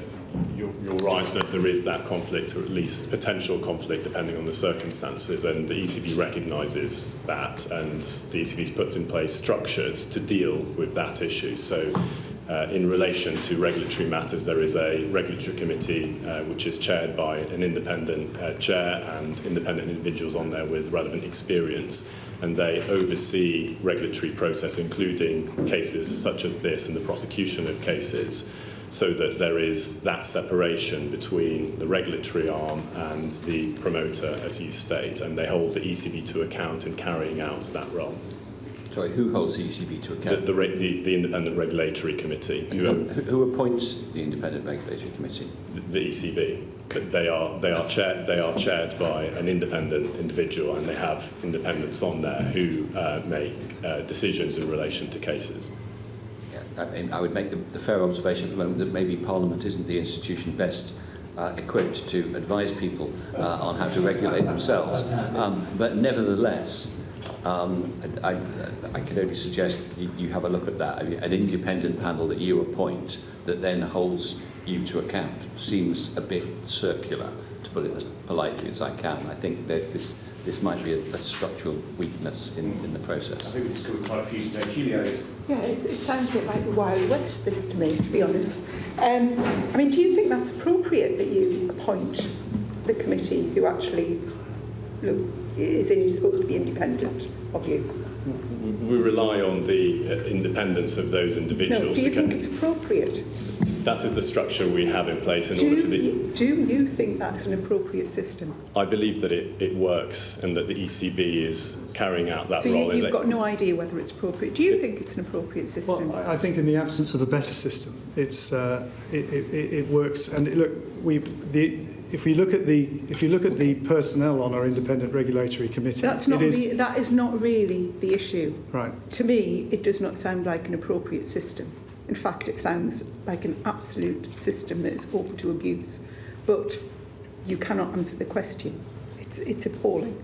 So you said earlier that you knew that Mr. Hutton used to work for this independent international law firm that was doing the inquiry into what was going on in Yorkshire. Did you know that before the investigation started or afterwards? So we were informed in early September that Mr. Hutton would be using that law firm.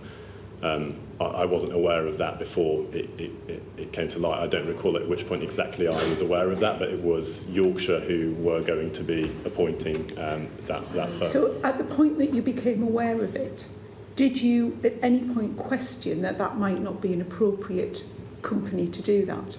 We were conscious of our role in that we were going to be carrying out a regulatory process in relation to this, both in terms of the allegations, but also Yorkshire's handling of the matter, and therefore it was not appropriate for us to input into how they carried out that investigation.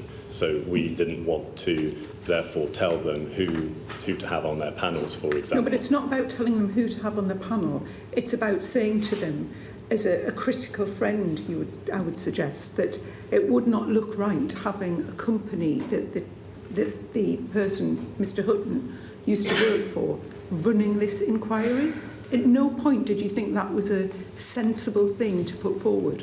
I agree with the point you're making. It's not, as you put it, a good look. However, we've got to be conscious that we can't take small steps in intervening in that process because we have to respect. But it wouldn't be intervening, would it? It would just be simply saying this would not look good. Mr. Harrison, did you not think of suggesting that? Well, as I said, the ECB has to be independent of the, if we're going to be overlooking and sitting in judgment of a process, and we are prepared to make an intervention into one part of the process but not another, but I don't think that is an independent regulator. It's not really an intervention. It's a passing comment. Have you actually, to say to somebody, have you thought about how this looks? That isn't really intervening. Well, I can't confirm that there weren't offline comments made to that. I certainly didn't raise it. It is, as Chief Executive, did not raise it. The regulatory function needs to sit outside the operational function for obvious reasons, and some of those have been raised already. But we need to make sure that when we are able to sit in judgment of an investigation, it is having been independent all the way through the process. So you said, I can't remember which one of you said, but one of you said that it was normal practice, I think it was you, Mr. Harrison, actually, that clubs carry out their own investigations. And yet it wasn't normal practice for Essex to carry out their own investigation. No, that's... Lena, do you want to explain that? My understanding is that Essex will be carrying out an investigation now. My point was that at the time we started our regulatory investigation, and this was prior to it coming into the public domain last week, prior to the resignation that was covered last week in the media, there wasn't an Essex investigation.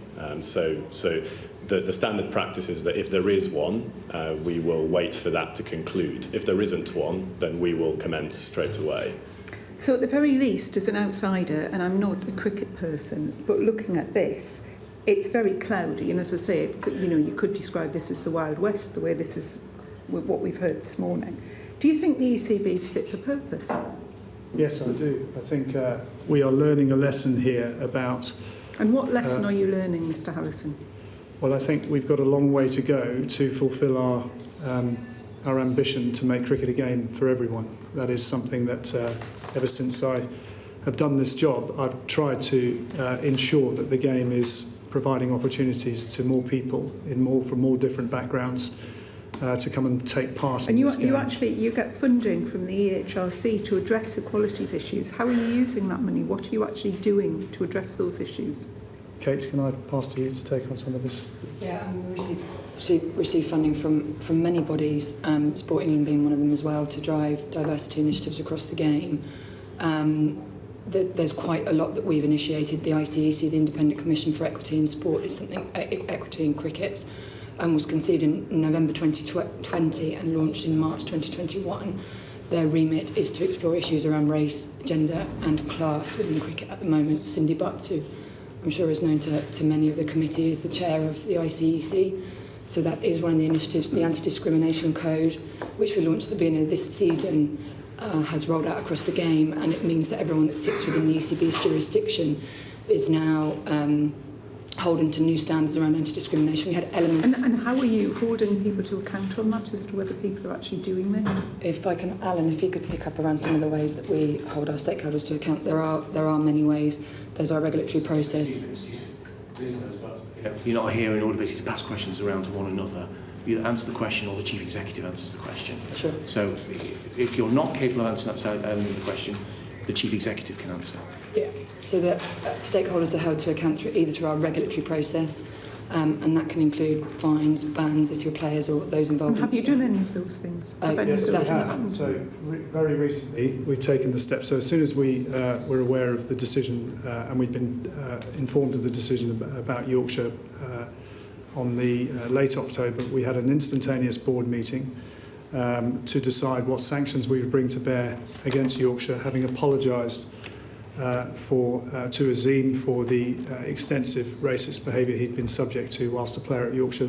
The subsequent decision not to discipline internally led to us taking immediate steps to sanction Yorkshire County Cricket Club with the full kind of weight of what we have at our disposal, and that is, first of all, we provide funding to all first-class counties. But we also provide matches, and test match and international match allocations is one of the major revenue streams for first-class counties. So we have immediately taken steps to suspend Yorkshire from being a host of international cricket. But that hasn't come about through your processes, has it? Well, it hasn't come to light through the processes that you've instigated. So those are processes. We have lots of processes. There is a major match allocation process. There is then a stage... What Miss Miller was talking about, engagement with stakeholders, the other thing she mentioned, what has come to light hasn't come through anything you were doing. I accept you've taken action as a result of what's come out. I think we've taken actions before that as well. Right. I think through That's the process of... to know. So we were talking a little earlier about the impacts of the Black Lives Matter movement across cricket, and we, as a result of that, did our own exercise within the ECB, which I led personally, to hear the experiences of predominantly black British cricketers through over the course of cricket careers, dating back sometimes to the 90s, and to ask them what. And that led to the instigation and the launch of, in November 2020, we launched that there would be an independent commission for equity in cricket. That subsequently launched in March this year, and we've talked a little bit about that. We have got the independent board, which has been in place since 2018, since we put that in place. It's a fully independent board overseeing all of cricket in this country, and that is going some way beyond the Sport England Governance Code. We've revised and revamped our anti-discrimination code, which we put into, which now covers all players and administrators through the game of cricket in this country.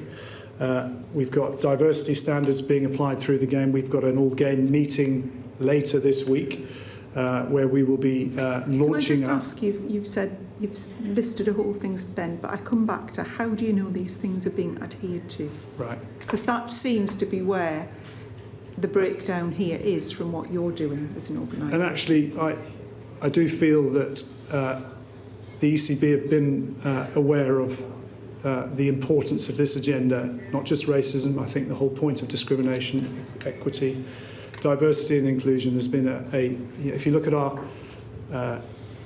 our strategy document, Inspiring Generations, it has EDI at its heart, understanding and acting against discrimination at its heart. What we have struggled with is getting our first-class game to wake up to the same extent. And that is the point. We are at that stage now where I think we are, if not already in an emergency, then we are approaching one. And I think to reflect some of the really interesting comments that Azim has made this morning, it is very refreshing that even having been through the experiences he's been through, he's willing to help us, to work with us, to be a leader, to help us ensure that these reforms are taken through the game quickly, and it's action, not words, that follows. Thank you. Thank you very much, Chair. You asked the question as to whether ECB was fit for purpose, and I would strongly assert that it is. But can I just comment on some of the issues you've raised, please, if I may? We do have had a long-standing desire, which started very much from when Tom joined the ECB as Chief Executive, that we wanted to make the game a game for everyone. There's a lot of work involved, and a lot of initiatives have been taken.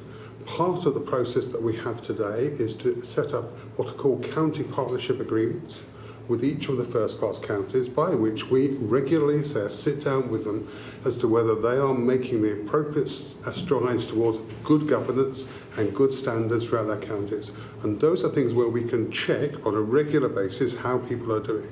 Now, I have no doubt, and I can only apologise to Azim Rafiq and his family for the horrendous time he has gone through, not just when it happened, but subsequently as well.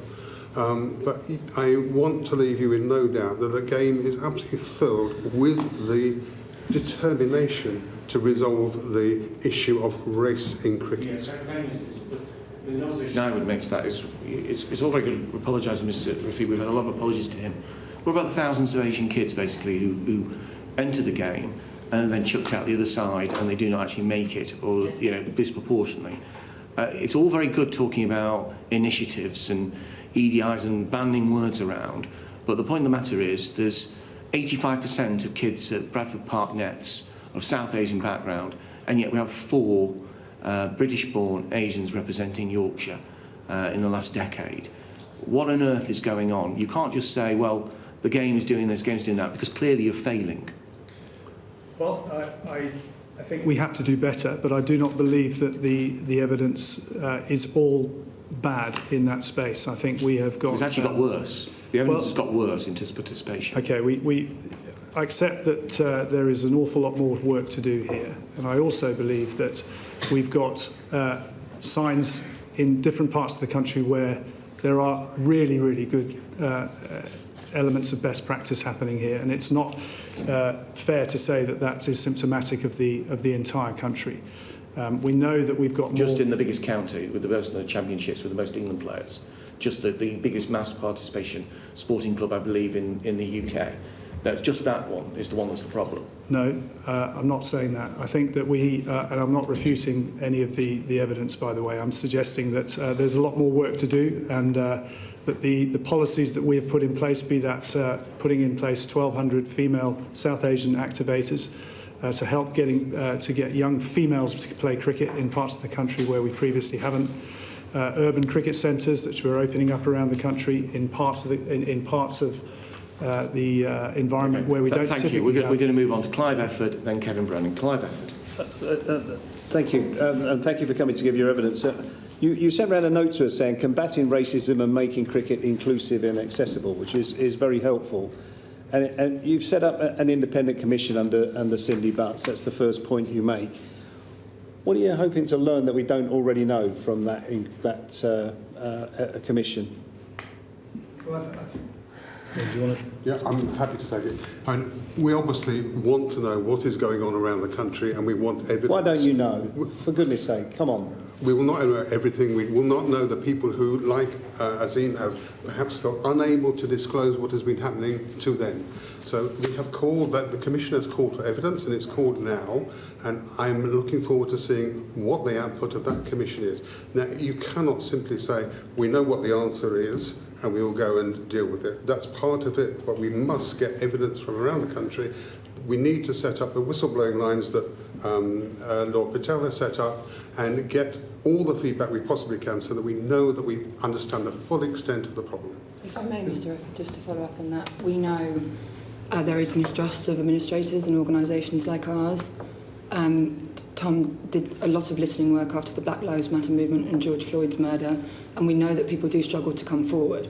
What we did want to do is try and set up an independent body who could hold us to account, report back to us, and share independent findings that we can then share with the game. I think it's clear that we haven't gone far or fast enough. We do want to learn and listen to other people. And to Azim's earlier point, he requested that we listen. He requested that we did a good, strong listening exercise. And I'm pleased that the ICEC is there and that they can support us in doing that work. I think there is more for us to learn. Okay, so what your second point in the note you've sent to us is says you've introduced a game-wide anti-discrimination code. When did you introduce that code? That was initiated at the start of this season, so we already had some anti-discrimination references within our code, and that hardened it and allowed all those that sit within our jurisdiction to fall under that rule. It allowed us effectively to have more powers and to be able to hold people account, prosecute. And what inspired you to, felt you, at that moment in time, you needed a new anti-discrimination code? Because presumably you weren't, you had one before that, because you would be falling down on your duties if you didn't have one. So why did you need to revise it? There were elements of anti-discrimination. There wasn't a hard, explicit anti-discrimination code. Previously, you would be charged with bringing the game into disrepute. From what we had heard, it felt necessary for us to be extremely explicit and initiate a fuller, harder anti-discrimination code. Now, the Fletcher report that I referred to earlier on, which I interpret as an expose of racism in Yorkshire cricket, but others may take a different view, it clearly exposed the lack of opportunity for South Asian cricketers in Yorkshire cricket. What did the ECB do about that? There's been a huge amount that we've done broadly. So our strategy, Inspiring Generations, we began to create that in 2014. That addresses many inclusion initiatives across the game from all underrepresented groups, not specifically just British South Asian audiences. We have a dedicated South Asian action plan that we're delivering against, and we're seeing positive numbers. We talked earlier on about, I agree with your thoughts around representation in England teams, but we've seen an increase of 7% to 28% of ethnicity in our boys' pathway, so that they are starting to work. We are starting to see data improvements there. But doesn't the statistics show that you're more likely to represent England if you come from a public school than if you're from an ethnic minority background? I think the data says that you're more likely to represent England if you go to public school in any sport, but I agree that it is an issue in cricket, I don't think that was held up in football, but never mind. So can I ask you as well, if I went and looked at the data, the Fletcher report was 2014, quite a detailed report. The previous chair wasn't aware of the Fletcher report, which was surprising. If I was to go and look at the statistics from 2014 to now, what difference would I find? You would see, if I may, you would see huge work across our coaching base and improvement of underrepresented groups. You've said that, but where is the representation at senior level? Where is it? This is why we're here. Yeah. Because we are getting lots of participation. Azim said it himself. We're getting lots of participation at grassroots level.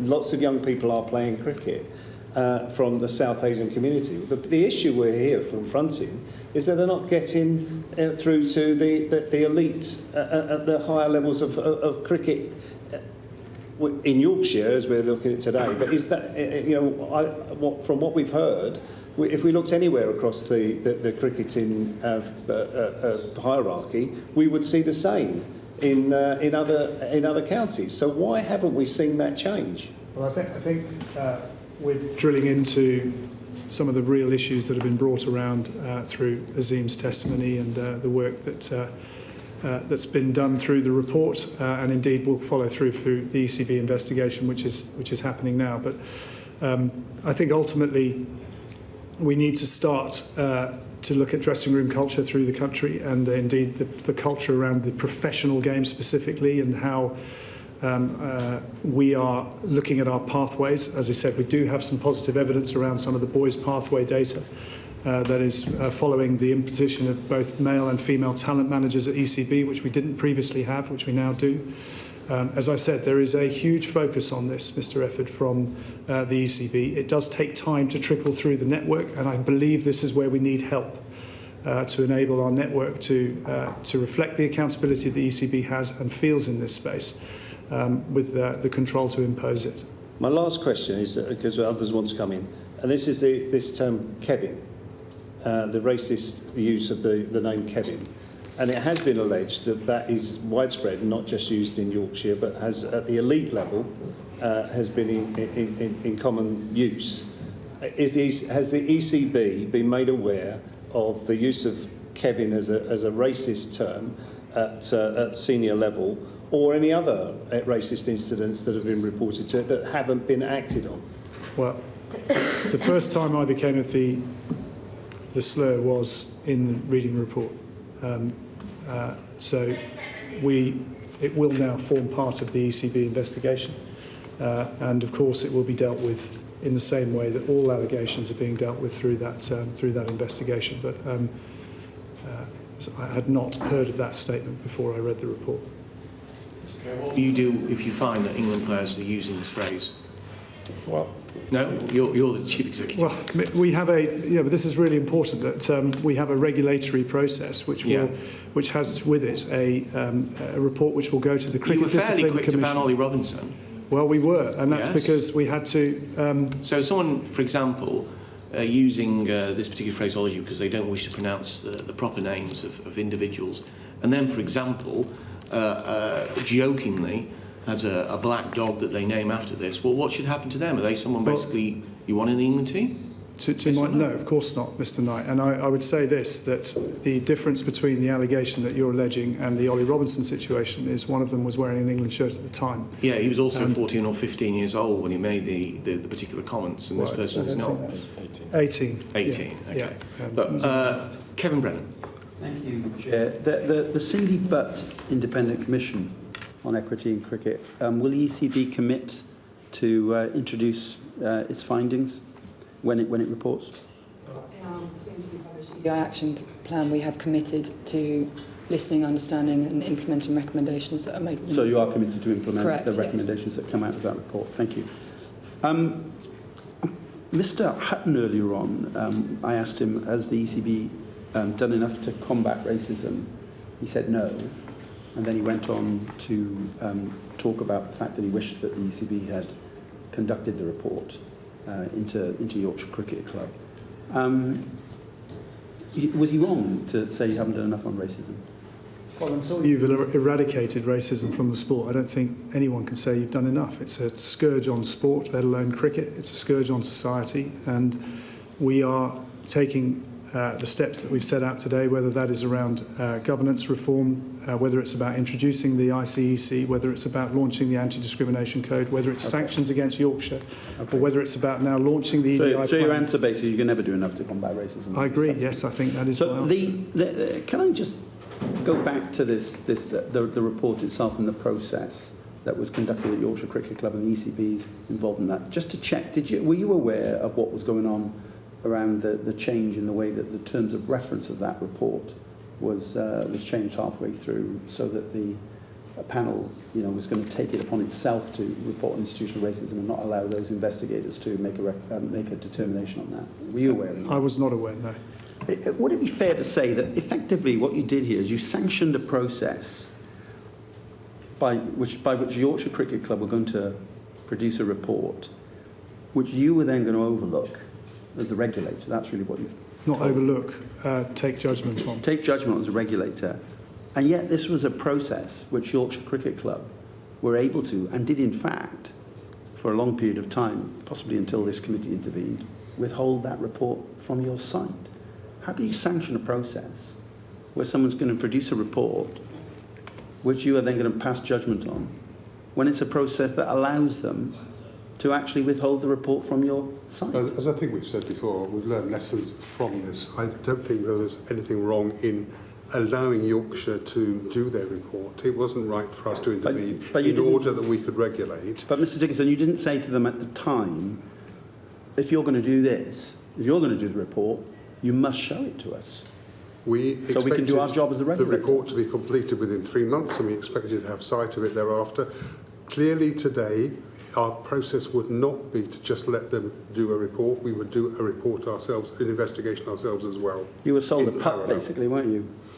We trusted Yorkshire and we were let down. Right. So that Yorkshire Cricket Club, not only have we found out today from their former chair, is institutionally racist, but it's also an untrustworthy organisation whose word can't be trusted. Is that what you're telling us? I think the handling of the report, the handling of it, indicates there are some certain issues around institutional racism at Yorkshire. The handling of the report, I would agree with that. What the content? Content, surely. I think the content talks to culture and the culture of the game, which is, needs to be thoroughly dealt with across more dressing rooms than just the Yorkshire County Cricket Club, as we've heard through testimony this afternoon. Just to be clear, when Mr Hutton said earlier on, when he assented to the proposition that Yorkshire is an institutionally racist organisation, are you agreeing with that or not agreeing with that? I'm saying that the handling of the I heard you say that just now, but I'm asking whether you agree with what Mr Hutton said, when he agreed that he felt that Yorkshire was cricket. I think I asked him, is Yorkshire County Cricket Club institutionally racist? And he ultimately said yes. Do you agree with that? I agree that the handling of the report indicates issues around institutional racism. That's as far as I'm prepared to go. You're obviously not going to answer my question as to whether you agree with what Mr Hutton said. You either agree with him or you don't agree with him. And I understand what you said about the culture of it. You don't agree with him, do you? That's what you're saying.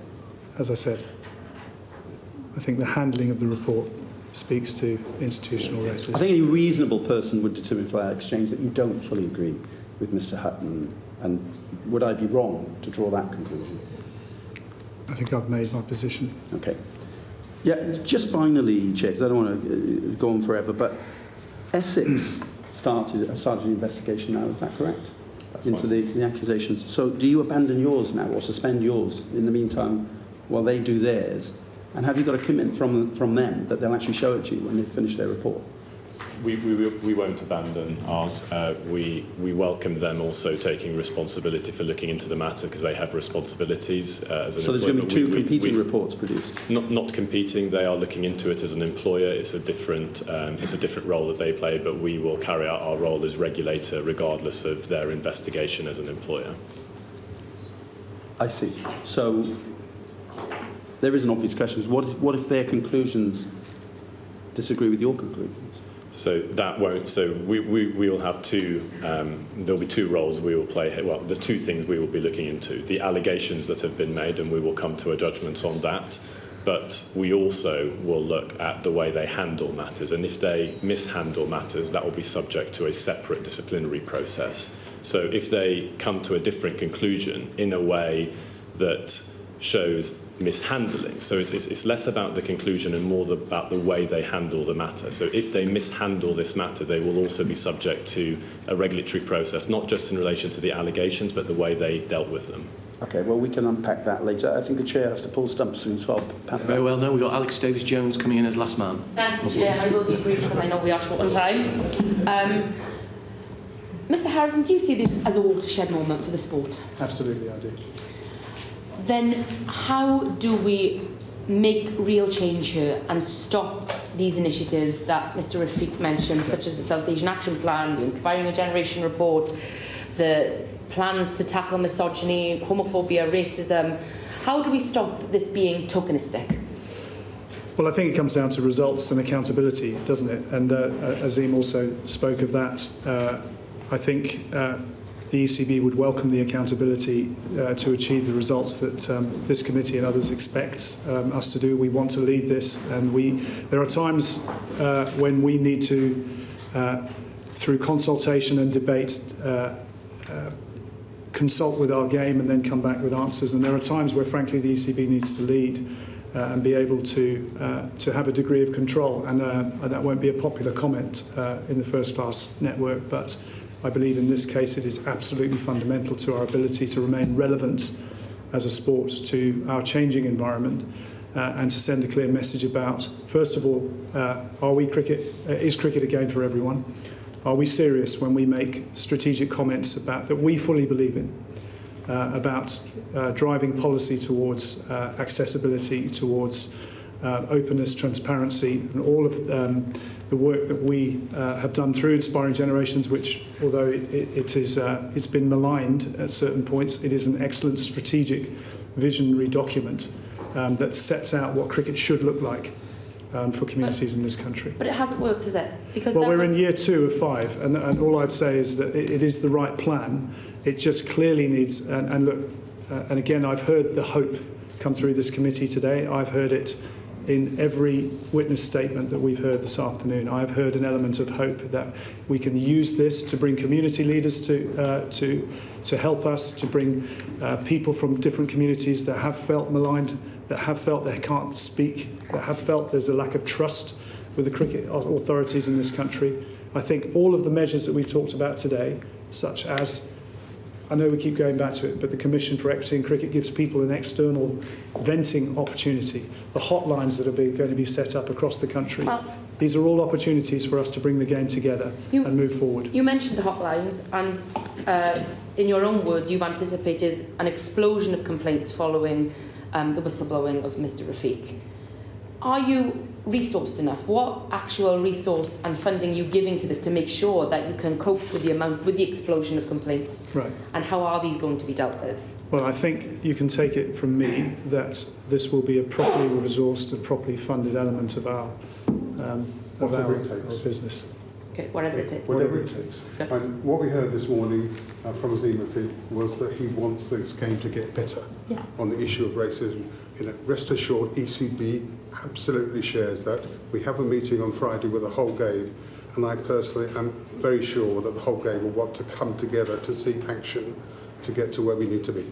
Okay. And finally, because I know we are short on time, but watching this today has been incredibly harrowing, being in the room, but I know there's thousands of people across the UK who've been watching this who love the game and want to support the game, but are being extremely disappointed by cricket and the game as it currently is.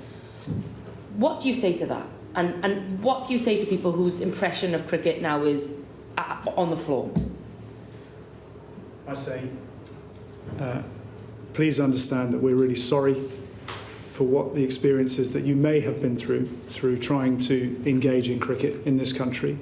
We know we've let you down, and we are going to fix this, and we're going to fix it quickly, and we're going to fix it fast, because the survival of our sport depends on it. And it's absolutely at the core of the ECB, and we will work endlessly to ensure that very quickly that message is received throughout our network, and we will transform this game very quickly. Thank you. Thank you. Finally. Yeah, sorry. I just wanted to come in because it's something I was going to ask earlier, but I thought I was running out of time. And it's on the sanction that you've taken out against Yorkshire Cricket and taken away the Test match. I wonder what sanction you've got open to you now, if you're in the light of your investigations, now that you've done that. But is it the intention of the ECB to use the major cricketing events as leverage to make sure that county cricket clubs adhere to your anti-discrimination code and adopt whatever recommendations come out of your Commission's report? Categorically, yes. Absolutely, we will. It's and just to explain your earlier point about what other opportunities we have to impose sanctions through the disciplinary and regulatory process. Mina, do you just want to cover that off quickly? We do. So, as we've covered, we've got the regulatory role, and that is what we're doing with the investigation, and the sanctions for that will be delivered by an independent cricket discipline commission. But as well as that, as Mr. Harrison has set out, we're also the promoter, and there are sanctions that we can bring to bear through that. So the major matches that you have referred to, also funding through our county partnership agreement. So there are different ways in which ECB can bring sanctions to bear on the counties in relation to this area. Thank you. Mr. Harrison, one final one from me. Colin Graves, the Graves Trust and its relationship with Yorkshire. Many people outside the game don't quite understand exactly the way in which that they had Yorkshire at the palm of their hand, because basically they got the debt. And the trustees and their role in this debacle, and the fact that they, according to Mr. Hutton, they were a roadblock to reform of the board and changes at Yorkshire. What are you going to do about that trust and its relationship with Yorkshire? Because that appears to me to be desperately unhealthy for the game. So one of the sanctions that we were asked to commission, that we handed down to Yorkshire a couple of weeks ago, was that the ECB's executive had been asked by the board, by the ECB board, to commission a governance review of Yorkshire County Cricket Club. So I think all of that will get caught up in that governance review, which we will make available to this committee. And do you recognise that it's a potentially a major problem? I do. Yeah. Thank you. That concludes our session today. Thank you very much for your evidence. Order, order. The proceeding has ended. Well, there you go, the third and final session of the evidence given in this racism inquiry in cricket to the Digital Culture, Media and Sport Committee. That very much focusing on the regulatory body, the governing body of the sport, the ECB. Azim Rafiq, the player who was the whistleblower who brought about the allegations against Yorkshire County Cricket Club and the game as a whole, criticised the handling of the situation by the ECB and also by the Professional Cricketers Association. The former chairman of Yorkshire County Cricket Club, when he was giving evidence in the second session today, also criticised the ECB, saying that the ECB could have and should have led the investigation into racism at Yorkshire rather than leave it to the club. He said, in my view, the ECB did have the discretion to investigate. Well, that was a chance in that third session for the ECB to put across their point of view. They basically said that they didn't step in because of its complex role in the game. It's normal practice for counties to take on an investigation themselves, and then after those findings are published, the ECB can choose then whether or not to step in. Well, Azim Rafiq started the day with some uncomfortable and upsetting testimony in front of the committee. He talked about the way he was treated in an inhuman way by Yorkshire County Cricket Club when his unborn son died. A warning that what you're about to hear is upsetting and racially offensive language is used. In 2017 pre-season tour, we were in a place and Gary Balance walks over and goes, "Why are you talking to him? You know he's a Paki," or "He's not a sheikh, he's got no oil." And this happened in front of teammates, it happened in front of coaching staff. We were on a bus trip in London to Surrey game, and we went past a couple of men with beard, and it was like, "Oh, is that your dad?" If we go past a corner shop, "Or does your uncle own this?" And this happened in front of, again, Martin Moxon, Andrew Gale, club officials, and it would never got stamped out. Everyone saw it. But because the institution and the environment, it becomes such a norm in there that I don't think anyone thought there was anything wrong with it. And that's probably why some people don't even remember it. End of 2017, we had a really difficult pregnancy. And through that time, the treatment that I received from some of the club officials was inhuman. They weren't really bothered about the fact that I was at training one day and I get a phone call to say there's no heartbeat. Sorry. Well, it was a very emotional morning for Azim Rafiq. He broke down as he described the impact of the racial abuse on him and his family. No one can ever put me through that pain again. I had an interview about my new business. I got asked a question and I got emotional. I said everything. even at that point, I genuinely thought that there might be some humanity left in some of these individuals. But no, it was. The initial response was, well, he's not talking about Yorkshire. He hasn't mentioned them. Then it was just all about discredit, discredit, discredit. I don't know how I've done it. I really don't. This process over the last 14 months has been difficult.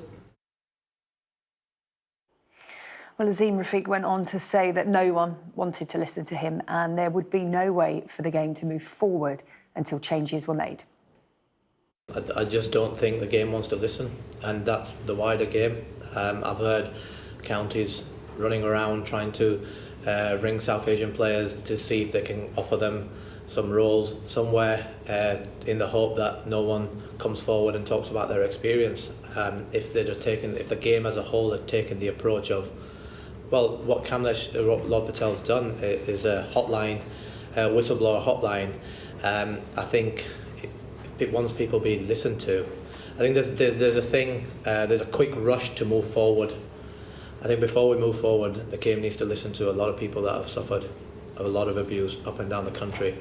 And I think till it starts listening to that and hearing it, as opposed to going, yeah, but we can't move forward. And I think that's the first step towards it, what Lord Patel's already put in at Yorkshire, and I think I would encourage every county and the ECB to do the same. Well, the new Yorkshire Cricket Club chair, Lord Kamlesh Patel, was giving evidence this afternoon as well. He said that changes weren't going to be made overnight, but was prepared to take whatever decisions were needed.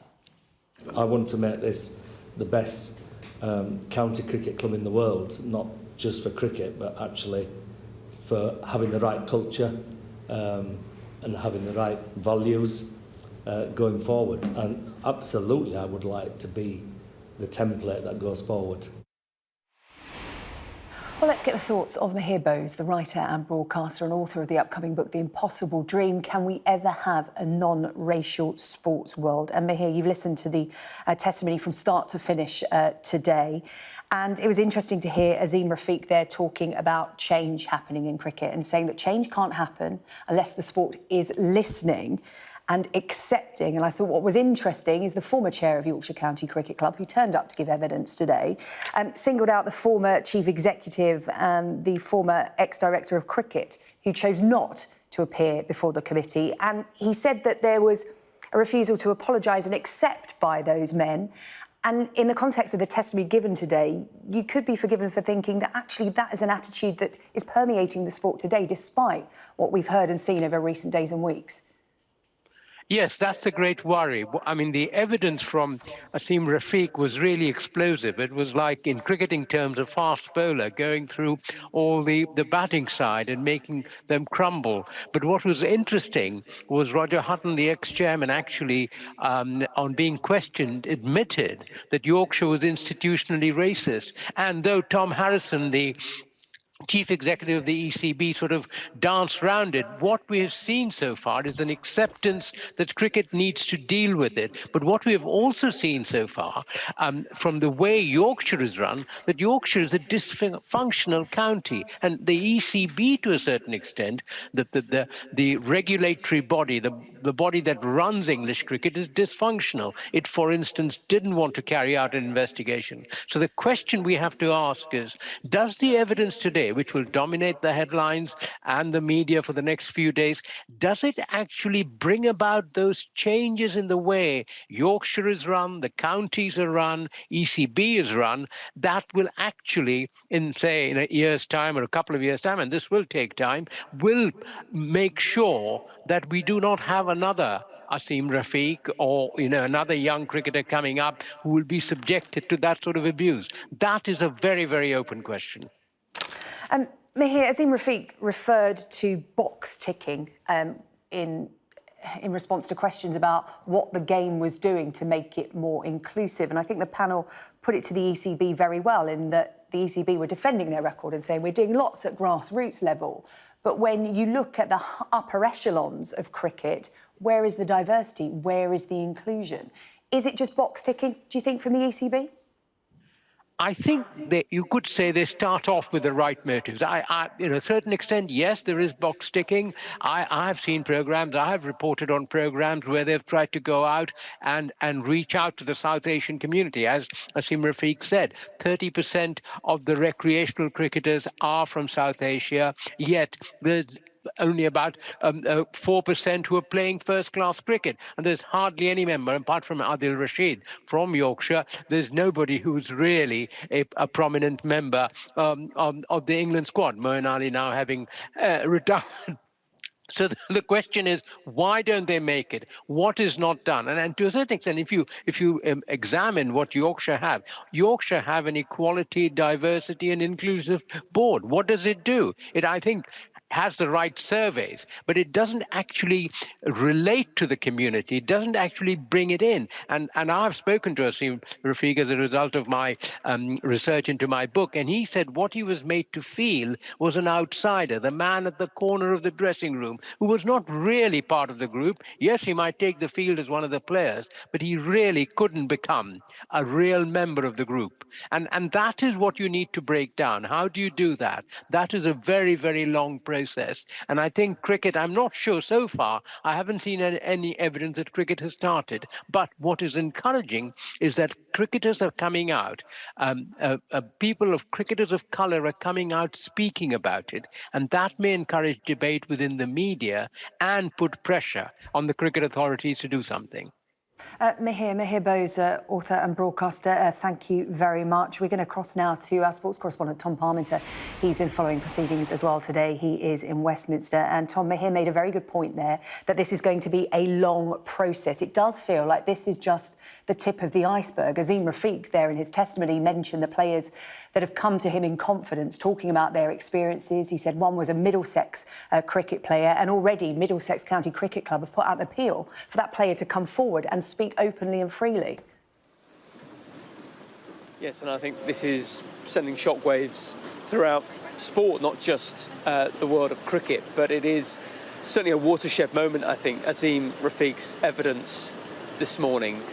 You could see how much pain and he was still in, how much suffering he has been through as a result of the racism that I think most strikingly was just the normal thing for him during his time at Headingley. So normal that his white colleagues wouldn't, he said, have seen the racism that he experienced and wouldn't have realised even that it was a problem. And that is the culture that he is trying to call out, that he has called out, and is certainly being listened to. And I think not just here in the UK, it is being listened to by a global cricketing audience. And there are people coming forward, not just within the English county cricket structure, to look very hard now at the way in which cricket sorts this problem out. We heard at length from Asim Rafiq. Over an hour and a half he spoke to MPs and answered their questions. He had to pause at one stage because he was so upset. And I think he has fundamentally changed a great deal now in how this is addressed. It's not just going to be something that has a token effort or a new initiative. This is going to be more fundamental than that, and that's something the ECB and Lord Patel, who is the new chairman at Headingley, has acknowledged. I think a couple of other headlines from what we heard today. Roger Hutton, the former chairman at Yorkshire County Cricket Club, conceding that he fears that it does probably meet the definition of being institutionally racist, the club at Headingley, Yorkshire County Cricket Club. And also from the ECB, it was 4 of their representatives speaking there, and they did tackle it in a fairly clumsy way at times, not answering the questions, trying to read out prepared statements and not giving clear, concise answers, which the MPs were very hard on them to make sure that they did, because there is a lot at stake. There is the reputation of the sport at stake, and also the efforts around inclusiveness being dismissed as just tokenistic, while this culture, this abhorrent culture that has been allowed to fester within some dressing rooms, within some cricket clubs, is being called out, and in the views of pretty much everyone associated with cricket is eventually stamped out, because although there will be dinosaurs within society who will dismiss what has happened today, the vast majority of the sporting public, of the wider general public, will see Asim Rafiq, the suffering that he has been through, the stories that he has told today, and realise that change isn't just inevitable, it is something that has to happen. Tom, thank you. Tom Parmenter in Westminster for us following the evidence that's been given today to the DCMS committee about racism in cricket. You're watching Sky News. Coming up after the break, we'll be speaking to former England cricketer Monty Panesar about Azim Rafiq's experience of racial abuse and what's been heard today in front of that committee.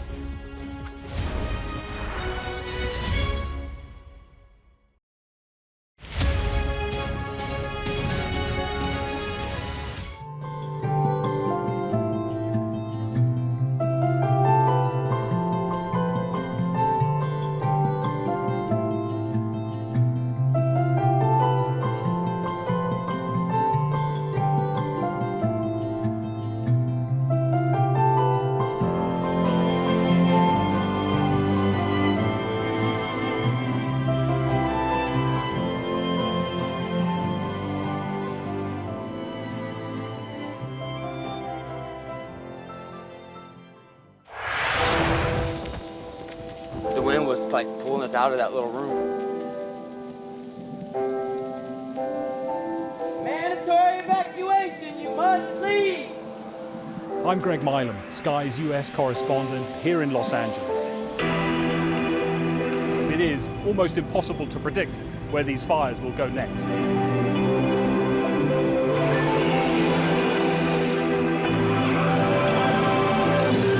We aim to be the best and most trusted place for news. This gives you an idea of the strength of those winds, strong enough to bend and twist metal. You trying to run me over, Sir Philip? No, go away. Look like it, sir. Will you respond to those who made accusations, Sir Philip? Can you go away? I've seen the dark side of America. We are standing on the supply line right into the heart of America's opioid crisis.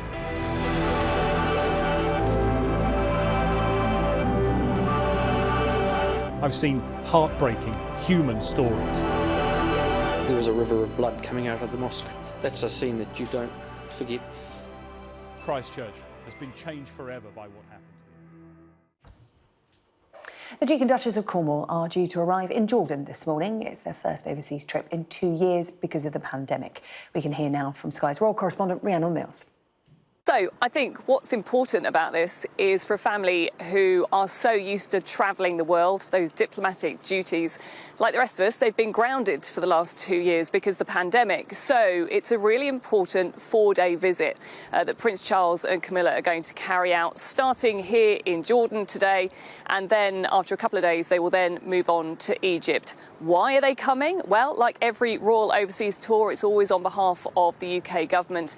And Jordan in particular is seen as a really important strategic partner for the UK. So Charles and Camilla are here to celebrate those UK-Jordan relationships. In terms of the country itself, it's seen as a real beacon of stability in what is an unstable region. The kind of topics they're going to be talking about will also include the climate crisis, of course, coming just a few days after those negotiations were wrapped up in Glasgow. But also I think it's a very interesting time for Prince Charles, of course, to be travelling. We know that the Queen has been unwell recently, and we understand that the Prince of Wales did ring his mother to make sure that she was happy for him to come on this trip, because of course she had to pull out for Remembrance Sunday. People are undoubtedly concerned. She is 95 years old, despite the fact the palace is saying that she is in good spirits. But I think because she is unwell, it brings more focus onto a visit like this, showing how the Prince of Wales is now the most senior member of the royal family who's travelling on her behalf, and showing how members of the family are continuing to step up and support her in that important diplomatic role they're expected to carry out. Coming up, the senior Conservative MP who alleges she was inappropriately touched by the Prime Minister's father.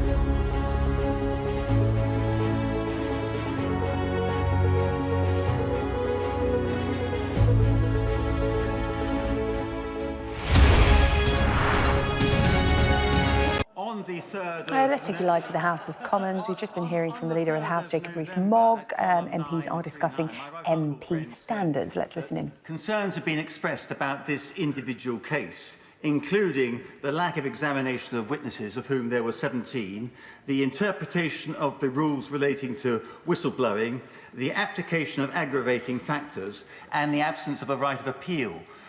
With regard to the first three, what is the current view of my right honourable friend in relation to this particular case? Mr. Speaker, first of all, the House will always have a debate when it wants to have a debate. That is how our procedures work, and they are extremely straightforward and ensure that honourable and right honourable members can come to this House and make objections if they so wish to have subjects debated on the floor of the House. I will not give way because I'm trying to answer my right honourable friend. The point he makes about last week's debate is one I've already covered, that we made the mistake of conflating the two issues of the individual case with the general system, and that did not cover cross-party support. And that is why the government has committed to working on a cross-party basis, to find and grasp opportunities to improve the system. I'll be listening carefully to all the insights of members during this debate, and I commend this motion to the House. The question is the motion on the Committee on Standards as on the order paper. I now come to the Shadow Leader of the House, Tanguy Debonnaire. Thank you, Mr. Speaker. Where to start? There must be many a government MP today scratching their heads, asking, with a reference to the greatest pop star and songwriter of all time after Schubert, how did I get here? And I'm afraid, Mr. Speaker, that the Leader of the House still seems yet to have no answer to David Byrne's eternal question. Allow me to assist. I could suggest a few good books on parliamentary process, or maybe a trip to the table office. The Leader of the House, the Prime Minister, perhaps even the Government Chief Whip could do with a bit of revision. I could point them towards some party planners in Bristol who could perhaps help them to learn the basics on how to turn some beer and some crisps into a festivity in a brewery. When the Leader of the House opened the debate 13 days ago on what should have been a straightforward motion such as the one we now have to approve a Standards Committee report, he spent his then lengthy speech from the dispatch box not proposing his motion really, but instead proposing a backbench amendment which tore through his own motion and, more importantly, tore through the standards process right in the middle of a live case. I have to ask him, when he talks of conflation, has he sat down? Was he fatigued? Were his fingers in his ears? I don't think so. Had he mastered the art of dozing off whilst appearing conscious? Because what explanation can there be for his plaintive lament the very next day, the days after, and even today on his podcast, that it was a pity that the issues of changing the standards process in the live case had become conflated, when it was literally him doing the conflating? Spot on. Now, I understand the right honourable gentleman may not hang on to my every word, I know, but Mr. Speaker, why was he not heeding the wise counsel of the member for Rhondda, the chair of the Standards Committee, his own former chief whip, the right honourable gentleman for the Forest of Dean, the father of the House, the member for Worthing West, and any number of others? All of us warned the Leader of the House against the dangers of conflation. He was warned. Yet conflate he did. We're going to leave the Commons there for the moment. We will return to proceedings there. MPs debating MP standards in the House. Right now, though, we're going to return to our top story. Some incredible evidence being heard today in Westminster, mainly from the former Yorkshire cricketer Azeem Rafiq. He was telling MPs today that he was humiliated by racist abuse and bullying that he suffered at his cricket club in Yorkshire. We can speak now to former England cricketer Monty Panesar for reaction. Monty, good to see you this afternoon. It was a difficult watch and a difficult listen this morning. Azeem Rafiq clearly upset by what had happened to him, and he's talking about abuse that he suffered in the game over his entire career. What were your thoughts when you heard him speak today?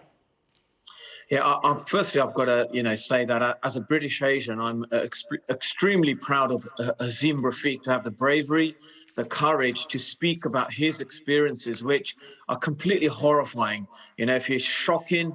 And, I cannot believe, as a professional cricketer, he had to go through such such dreadful experience to play the game, and even at times just to be accepted.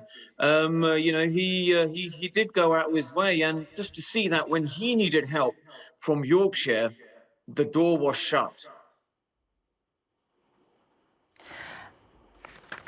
Monty, his experiences, they're being described as the tip of the iceberg. He himself was saying that since he went public, he's had so many cricketers come forward, some anonymously, some willing to stand by him and alongside him publicly. Is what he talked about, the racism he experienced, racism, he said, there seemed to be an acceptance of racist abuse at Yorkshire.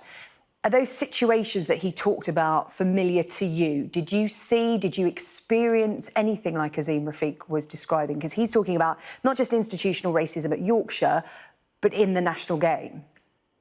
Well, for me, I'm an England player, international cricketer, so well recognised, around the country. And even Anthony Joshua had said similar things, being a black British sportsman who is, well known as a public figure, we are treated differently.